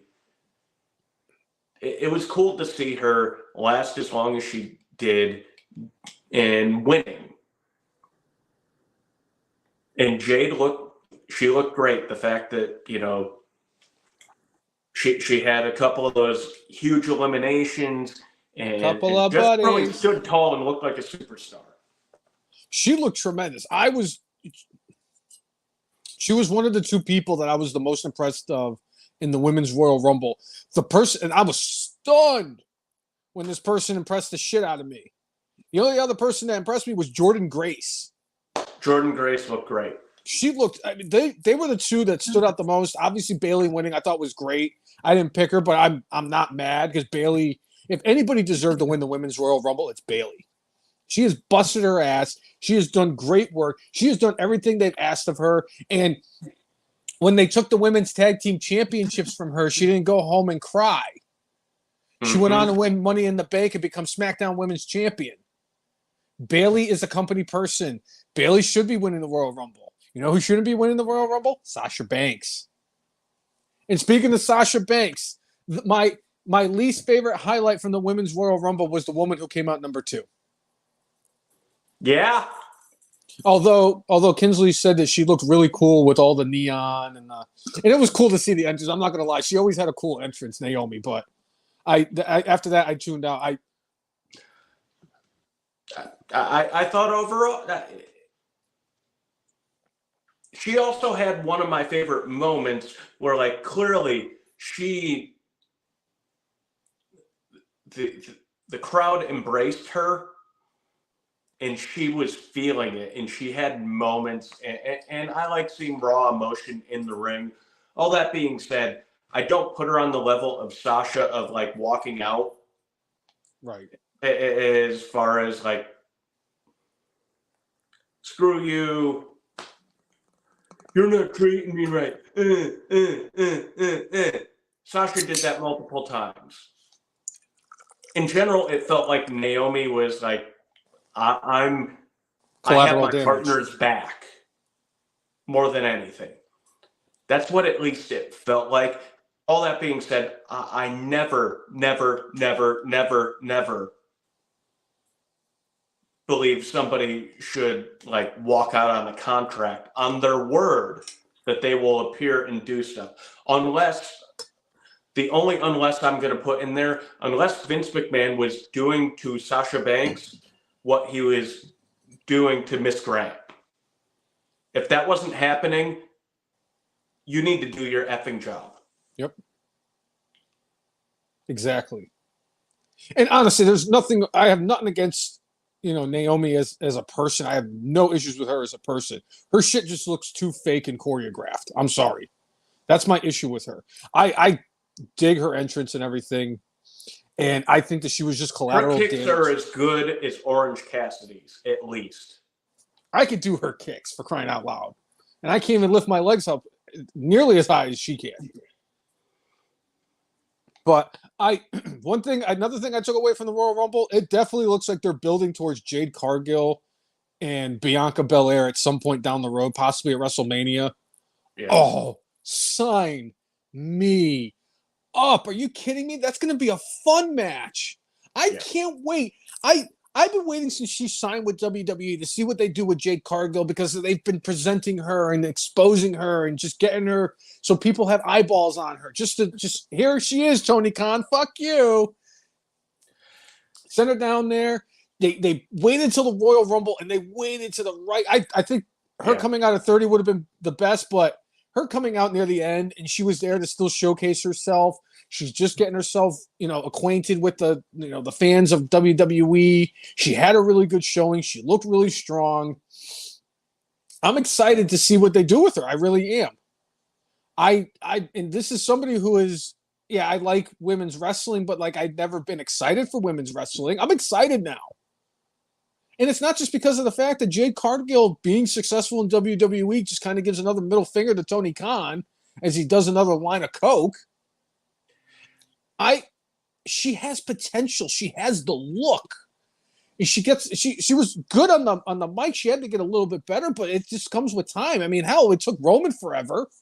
Right. So honestly, I really am excited. There's so many opportunities. Her and Bianca, her and Rhea Ripley, her and Charlotte Flair when Charlotte comes back. I cannot wait to see what they do with Jade Cargill, because I'm really excited to see them kind of let her loose and become a star for them, because she's going to be a star for them. I fully believe it. One of my favorite parts of the mini Punk documentary, or Day in the Life, or Many Days in the Life of CM Punk, was there's a part during the day of the Royal Rumble where he sees Jade in the distance and just says to the person interviewing him, like, dude, I just saw Jade. I'm about to jump out of my pants because I need to go talk to her. And the interviewer says, go. And Punk runs over to where Jade was in Tropicana Field. He hops over the barrier, gives her a big hug, and more or less that they imply, like, I'm so happy to see you. Clearly they were very friendly with each other in AEW, and almost implying, like, did you ever believe that we would both be here in this moment at this time when we're at the other place not that long ago? There's a little part of me that says if they let Jade and CM Punk win, it would have been hey, Tony Khan. Jay, I was cackling as hard as I've ever cackled in my life when CM Punk and Cody Rhodes were the last two in the Rumble. After Jade was in the last three in the women's. I said, you know what they need to do? They need to get number 31 and get Lexis King out there so we can have a real good final three for that. Or Andrade. Oh, that would have been great. And Andrade did make his return at the Rumble, and I have a feeling he's going to get sucked into that LWO Legado del Fantasma thing. I'd like to see, honestly, I think he'd be really good with Santos Escobar. I think they would mesh well together. Yeah. Although he'd probably end up in the LWO, because when he was in WWE, Zelina Vega was his manager there. So it wouldn't surprise. He's going to show up tonight. And I wouldn't be surprised if Jade Cargill shows up tonight too. Right. Yeah. All that being said, it looks pretty obvious that we are not getting Rock versus Roman at WrestleMania, but it's also been said that it's still in the cards for this year. Where do you believe Rock and Roman will happen if it's not WrestleMania?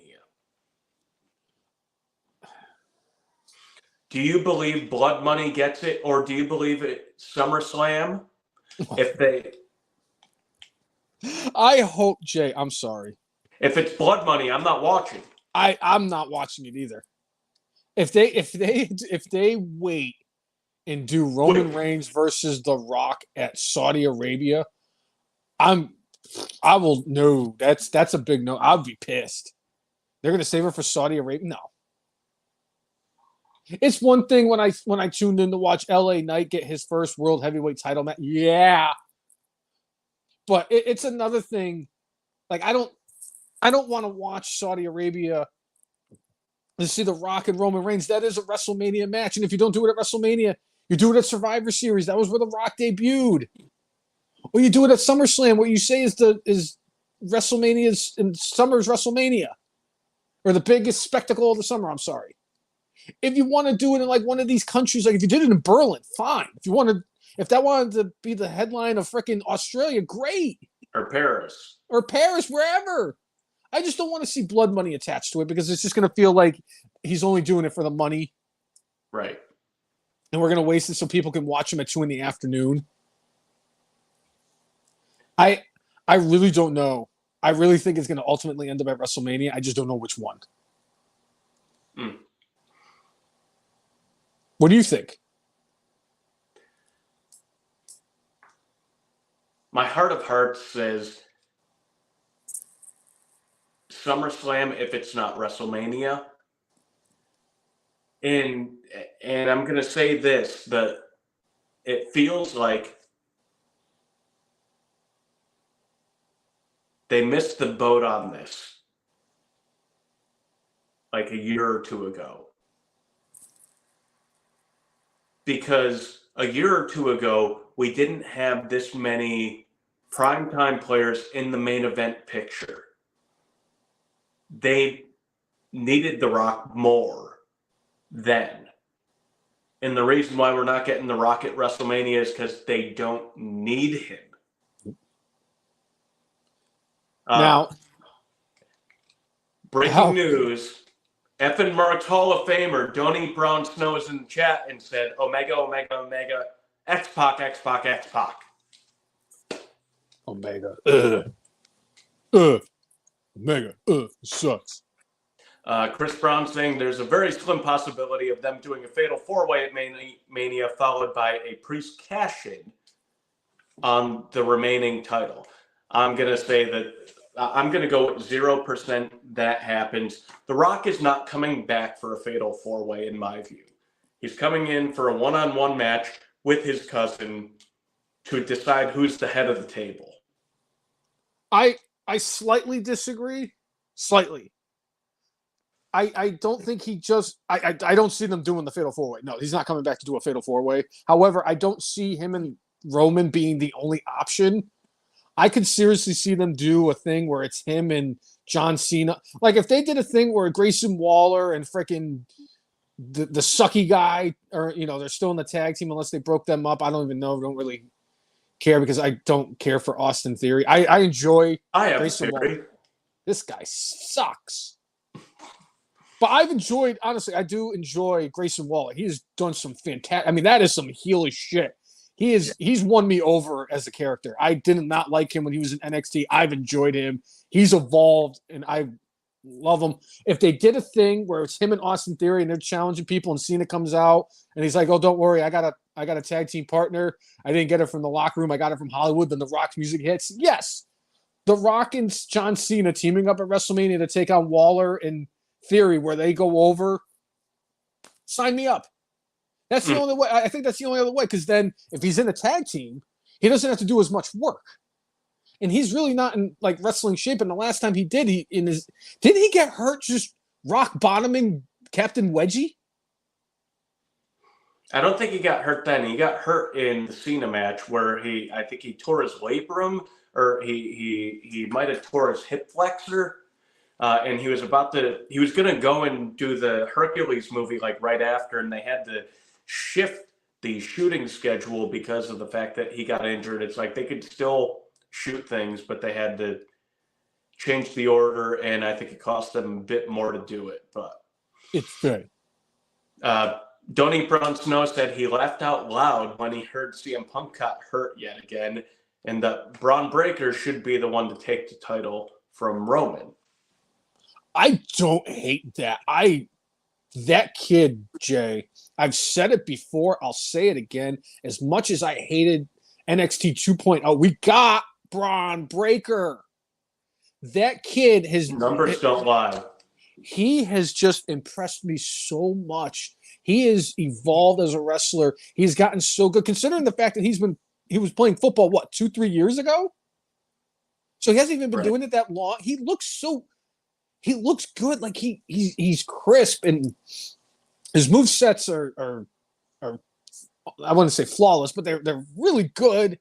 He looks like $1 million. He talks like $1 million. He's embraced his heel character. He's strong. He's got a legitimate spear. Right. And it's not the Rhino spear, but it's a spear. On the spear. Oh. But And honestly, he is the future. And I wouldn't be surprised if he's the one that gets the spot that CM Punk left when he got hurt. I don't think he's going to be the main event spot, but he could get a spot at WrestleMania. Doesn't have to be against Seth Rollins. He could have I'd like to see him at WrestleMania. He could win the Andre the Giant Memorial Battle Royal on SmackDown Friday before. Why are you going to break my heart by saying that? You know how much I love that match because I loved Andre, and then they took it away from me. I love the match too, but I mean, they bastardized it, and I'm hoping that Triple H says, enough of this crap. This belongs on WrestleMania. I want to say that Baron Corbin and Jey Uso are the only two that are left that are still active that won, or active in WWE that won the Andre the Giant. I'm almost positive because the Big Show's in AEW, Cesaro's in AEW. Didn't Ridge Holland win it? No. You're thinking of Madcap Moss. Oh. Why? You did it. Jay, I'm convinced you did that on purpose. Just like other things that I have on my list for later that you did on purpose that I'm going to mention. Yeah.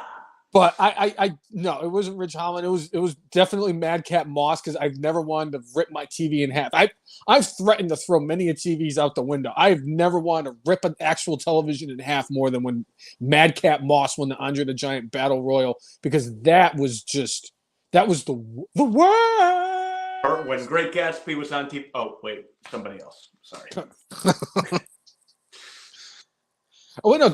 I'm sorry. No, Braun Strowman won it too. I'm wrong. Braun Strowman also won he was the last legitimate winner. Right. And I love Jey Uso. I've been enjoying his work, but it was it is what it was. Yep. Best way to put it. You mentioned. I'm actually glad earlier you mentioned Mick Foley when we were talking about the Royal Rumbles. Mm. Mick Foley came out this week, and I cannot believe these words are coming out of my mouth in 2024. In fact, I have to make sure. Let me just check and make sure my notes are correct and clear my glasses. Let's see here. It says that Mick Foley said he wants to celebrate his 60th birthday by having a final death match. Thoughts? No. Thank you.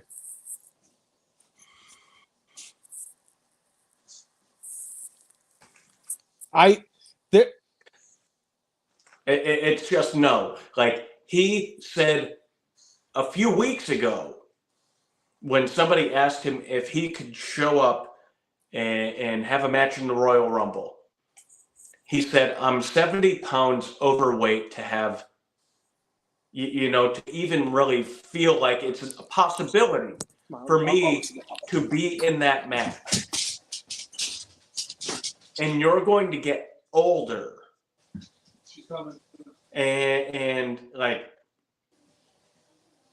he's not going to be moving better. And I realize in death matches, it's more about the punishment you take over being able to be mobile. He said he was 70 pounds overweight for a Royal Rumble match.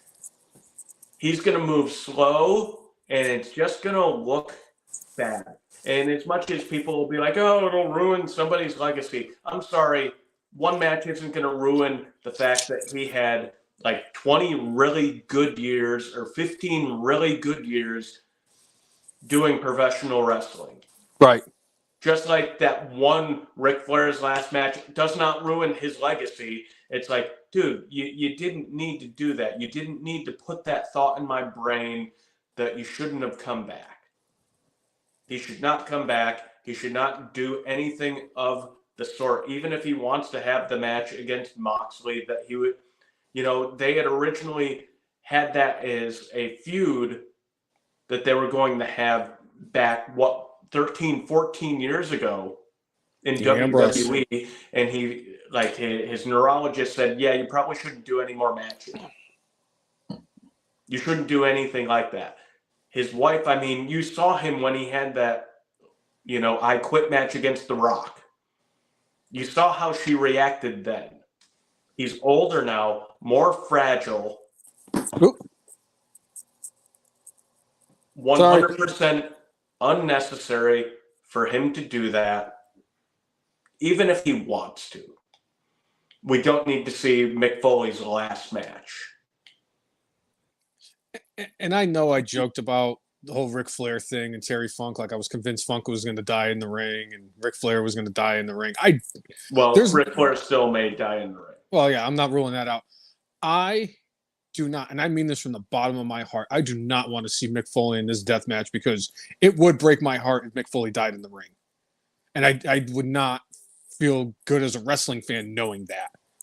It would hurt probably just as much as Owen Hart for me. But the thing is, I don't think he would die in the match, but he would just look so old and broken down. Even compared to what we saw of him in Impact Wrestling. Even compared to what we saw with him at that Royal Rumble appearance going against Santino. Right. I don't need to see it. I love you, Mick. Please don't do this. It's unnecessary, unwarranted, and unjustified. You had an incredible career.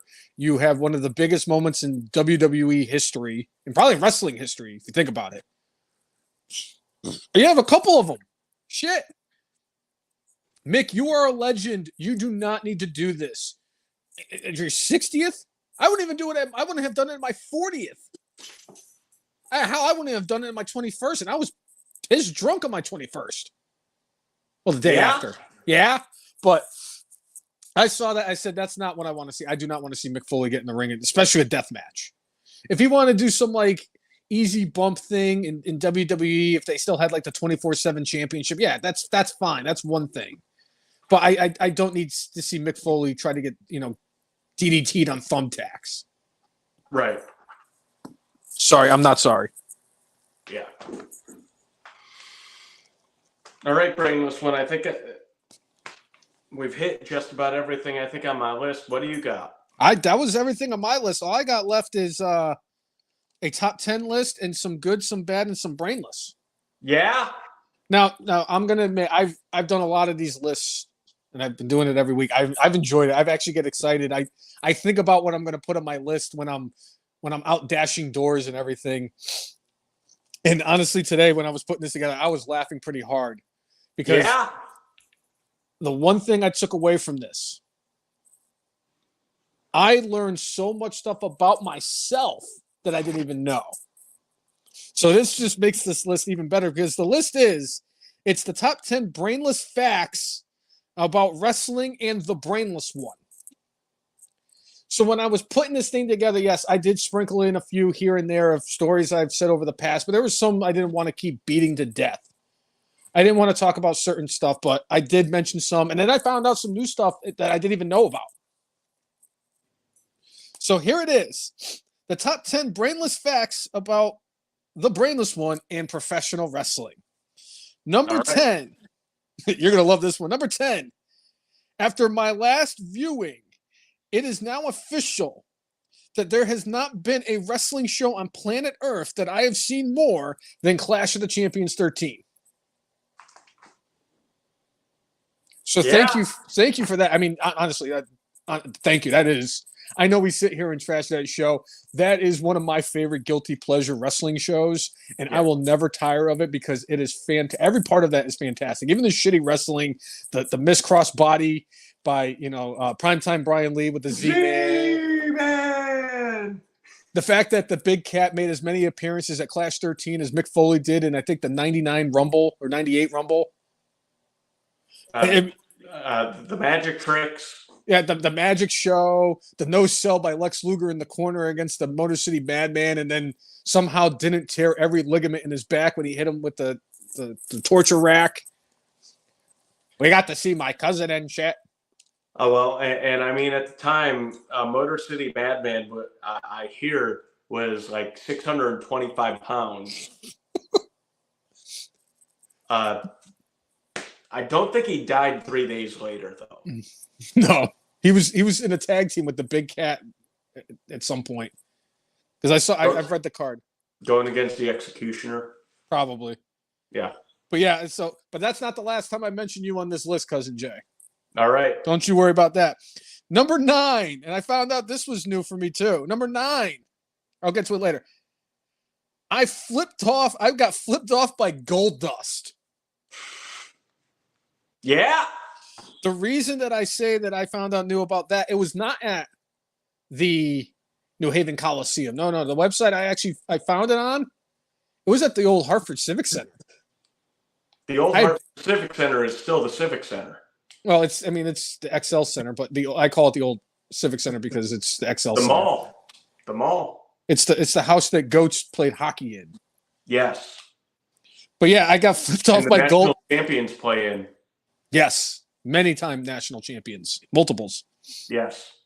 But yes, it was in the Hartford Civic Center, not the New Haven Coliseum like I originally thought. In 1996, I got flipped off by Goldust after I made a comment that he did not like whatsoever. Yeah. We won't get into any details. Number 8, I sat floor level at WrestleMania 11 and watched Roddy Piper absolutely murder what could have been the best match of the night. And that was my first experience with Roddy Piper at a live event. Sad. Number 7, this one was actually interesting. I have seen Hacksaw Jim Duggan wrestle outside of WWE more live than I did with him in WWE. Ho! Because it all comes full circle. More toilets too. It comes. Don't. We'll get there. Number 6, and this kind of goes with number 9. Number 6, I found out today, after years and years of telling everybody that I never saw my favorite wrestler wrestle live. I was today years old when I realized that I actually did see Steve Austin wrestle live. It was at the same show at the Civic Center that I got flipped off by Goldust, where the main event was The Undertaker and Bret Hart going up against Diesel and Shawn Michaels, and that was at the Civic Center, and the next day Diesel turned on Shawn Michaels at Madison Square Garden. But that wasn't the fun part about this. So not only was I wrong about the location where Goldust flipped me off at, not only did I realize that Steve Austin wrestled on the show, and I didn't realize it, and I've actually seen him now, but his opponent was somebody called Avatar.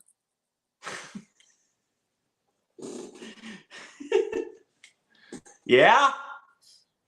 Do you happen to want to guess who Avatar was? I don't know. I'll give you a hint. It's a dead giveaway, but I'm going to give it to you anyway. Dead giveaway. What does everybody want? Al Snow. Because I'm like, who the fuck is Avatar? Now I realize why I tried to black out that memory of Steve Austin fighting some dude named Avatar at the building I've once watched the Hartford Hellcats play basketball in. Yes. But yeah, that was, like I said, I found out some stuff about me I didn't even know. So some of these very deep. Some of these are not only deep, but I figured some of these are things that people didn't know I've done, but then I didn't realize I did this. But number 5. So do you remember how I talk so lovingly about that show that I went to for Northeast Wrestling, where I saw one of the greatest sell jobs? I found out because I looked back on that show.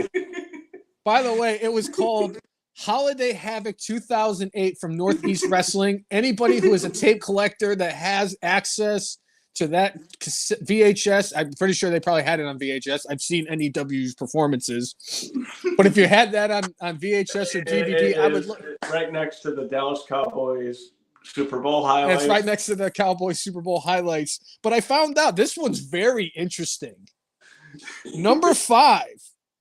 At that Holiday Havoc 2008 show for Northeast Wrestling, I was there and witnessed Matt Taven's first ever wrestling match of his career. Nice. He got squashed by Mabel. Literally squashed by Big Daddy V Viscera Mabel. He lost a gauntlet match. He was the first victim and got squashed. And now he's one half of the Ring of Honor Tag Team Champions. And I think it's great because I never had that. Like, I had this moment with a professional wrestler at an independent show like El Jefe with RJ City, and you with Mike Bennett and our boy Oni Lorcan, Biff Busick. Yeah. I never had that with the independent shows other than my Hacksaw Jim Duggan story. But yeah, Matt Taven, I was there for his first match of his career. And then number 4. I once fell for a ruse after my favorite cousin told me that a certain professional wrestler falls from the scaffolding and falls through the ring.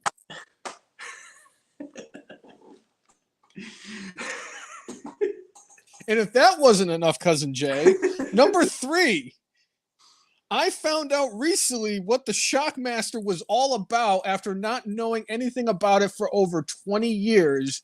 Again, something you told me about. I had no idea what the Shockmaster was. They like worst gimmicks, and I'm like, why? Never clicked on the videos. I said, this is just stupid. It's just a guy with a freaking stormtrooper mask that was painted silver with glitter on it. I'm like, there's nothing to it. I'm like, why is this a big deal? So good. But watching that, I've seen that enough times, though. It's fantastic. I love the fact, though, that the action figure that they have with him, he's actually upside down and backwards in the packaging with the helmet off. And whoever came up with that needs to get all the money in the world. Yeah. Number 2, I once sold a portable DVD battery extender to Stevie Richards, and it did not match the portable DVD player he had. And as he was getting refunded by my manager, he gave me the dirtiest look I've ever gotten from anybody. And I am my sister's brother. Yes. So that's 2 through 10, Cousin Jay. Would you care to venture a guess what numero uno is? I'm going to go back to 1990. Survivor Series. I was going to put that, but then I realized that it's just going to haunt me for the rest of my life. So my last little known ghost. Yes. Of everybody, the Undertaker is buried. Yes. So for my number 1, at my first ever independent wrestling show, a kid wearing a suit in front of me pointed out a very obvious breaking of kayfabe as he told his dad, he didn't even hit the chair, Dad. Ron Zombie.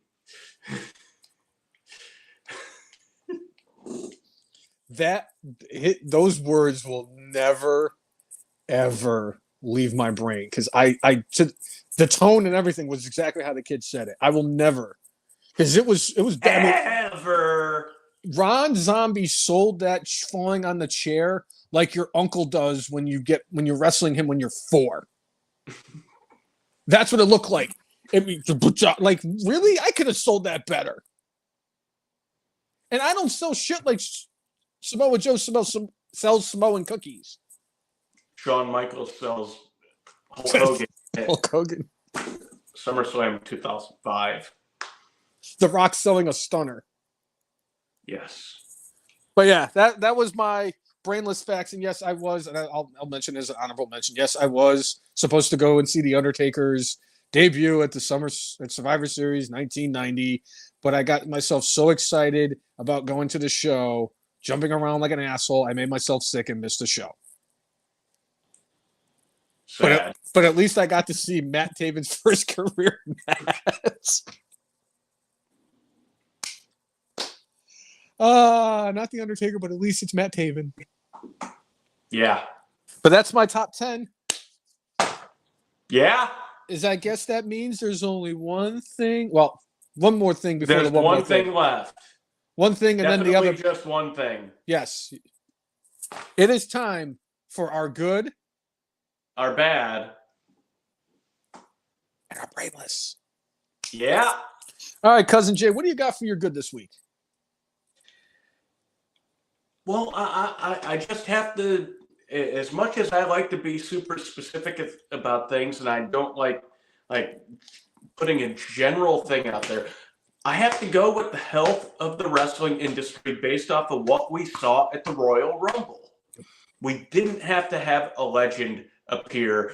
We don't have to have a legend main event WrestleMania to boost ticket sales. They don't need them. It's that. it is great to be a wrestling fan as long as you don't look at the dark shit going on with the guy that used to run it all. The wrestling industry being what it is right now. I'm going to put an honorable mention on Jade Cargill and how she performed in the Royal Rumble. But I'm just going to say wrestling industry as it is right now. That's a good one, Jay. I like that. What do you get for your good this week, Brainless One? Well, I am going to give an honorable mention to the Women's Royal Rumble because I enjoyed it. Yes, the finish was a little flat, but I thought that Jordan Grace looked good. Jade Cargill looked good. Not for nothing, she got a really good reaction, so I'm actually glad that Naomi's back. Yep. I like the way that they did a lot of the things in that match.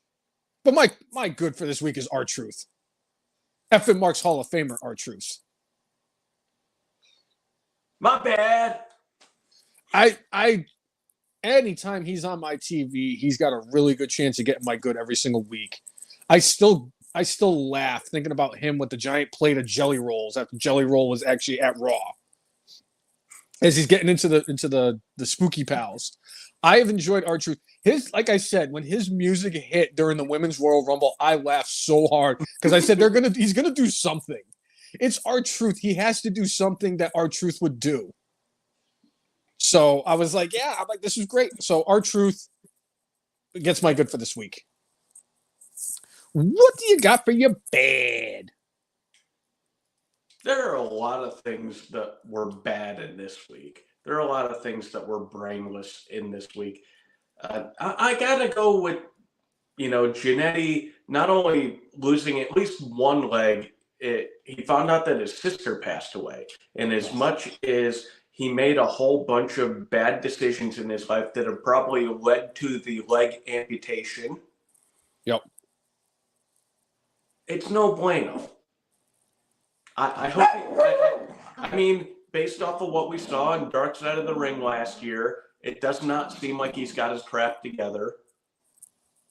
I hope he does get his crap together. But, losing a leg, like when, part of your identity for most of your life was being a high performance performer in the biggest wrestling company in the world.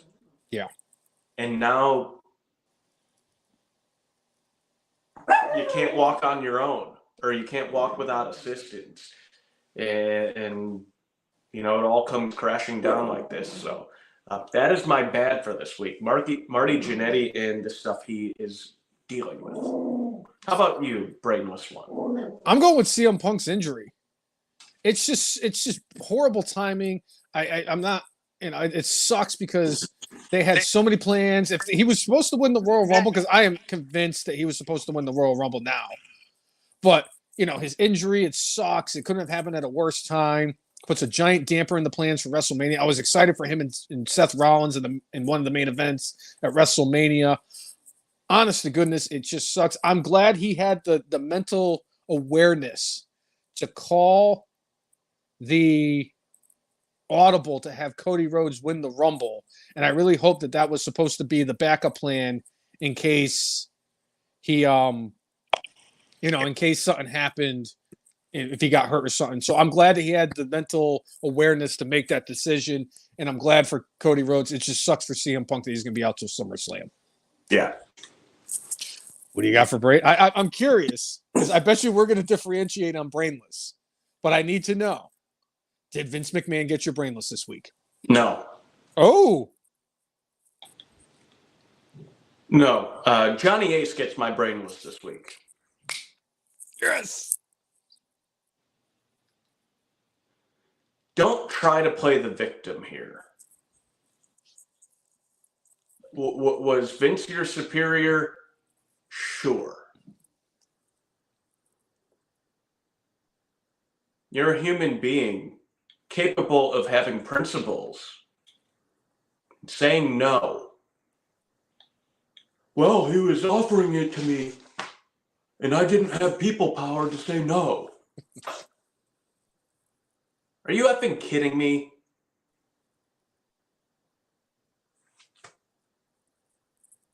You don't need to listen to people and do dark stuff. You didn't need the job that bad.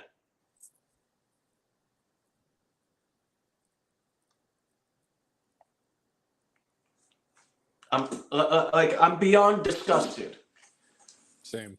You're married to somebody. Your boss wants you to have you as part of the boys club.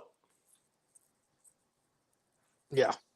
At some point, you get too old for that crap and say, you know what? I'm matured. I'm beyond that. Vince McMahon clearly is never going to be beyond 15 years old in his mind. Grow the hell up. Take some personal responsibility and say, guess what? I screwed up. Right. I shouldn't have done those things. I shouldn't have been manipulated. I should not have allowed myself to be in the clutches of that person. But I just...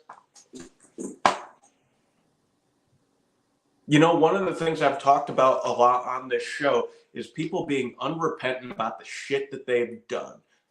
I have a lot of grace for people who will sit there and on bended knee say, I screwed up. I'm sorry for what I've done. When you try to push off blame for the shitty things you've done, you've participated in, even if you're just trying to legally posture yourself. Yeah. No. Especially when Vince's son was offered and he said no. It's not a good look for John Laryngitis. And the bits that I'm hearing from people that would have been involved with the company, more or less, they say Bucky Beaver actually would have not have participated, but said probably would have liked to be on the inside of knowing what was going on. But the fact that Bucky Beaver, no, I don't need to be involved. It almost sounds like same thing with Bruce Pritchard.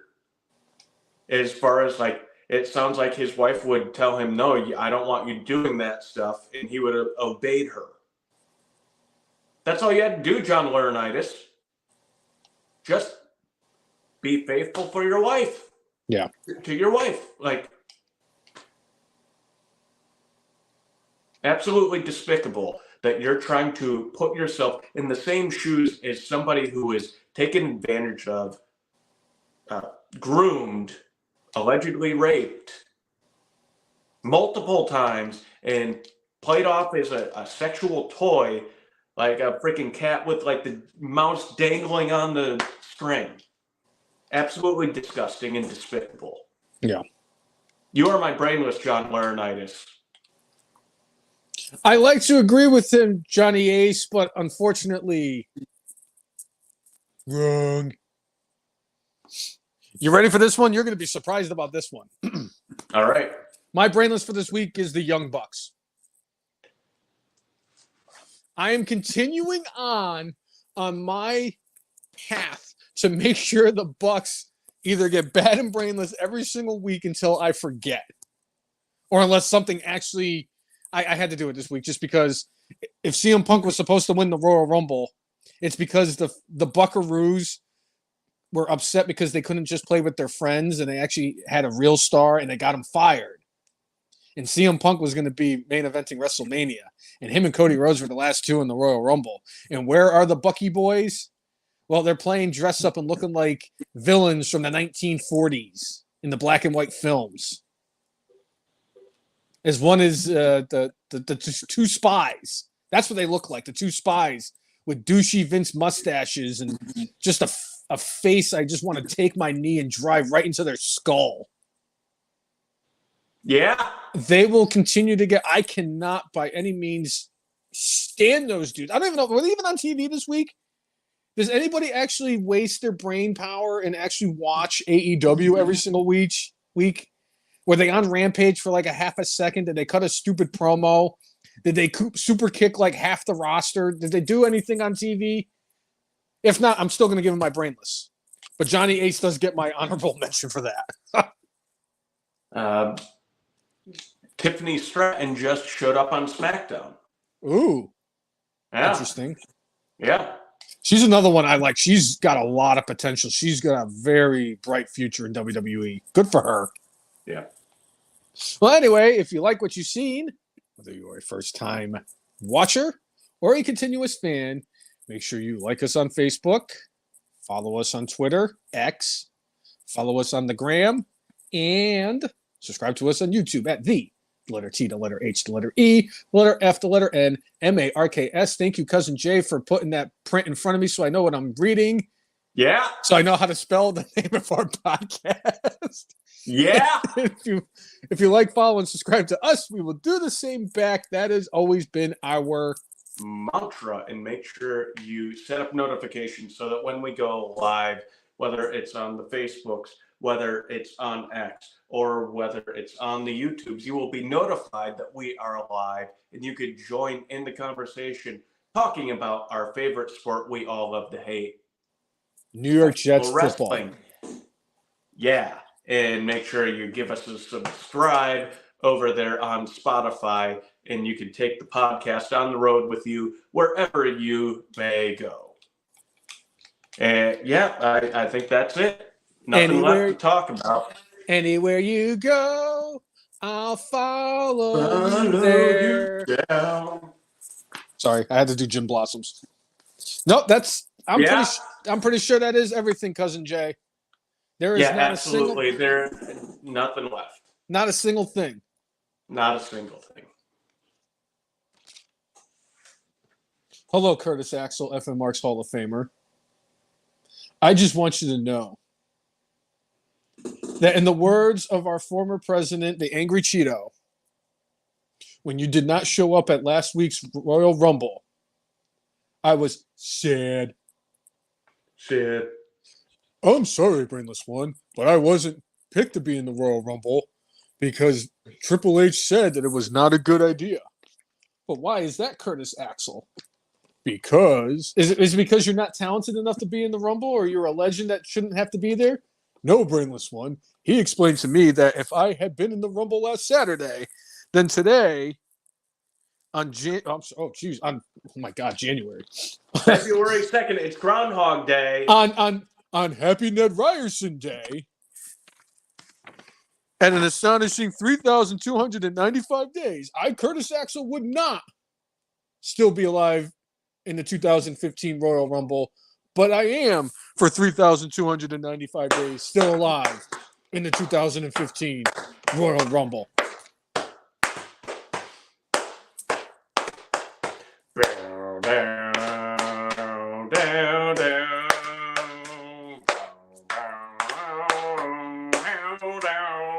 To be fair, if they had one legend and it was him, I would have been completely okay with that. He could have had McAfee's spot, for crying out loud. Yeah. He could have went in there and got thrown out by Omos in like 8 seconds, and I would have been okay with it. Yeah. But anyway, for episode 346 of everyone's favorite wrestling podcast, the FM Marks. I'm Jay. He is the Brainless One. Make sure to mark out with your guac out. See you, everybody. Thanks for tuning in. Week. We will catch you next week with more juicy shit from Vince McMahon, allegedly. I don't want to taste any of that. Yeah.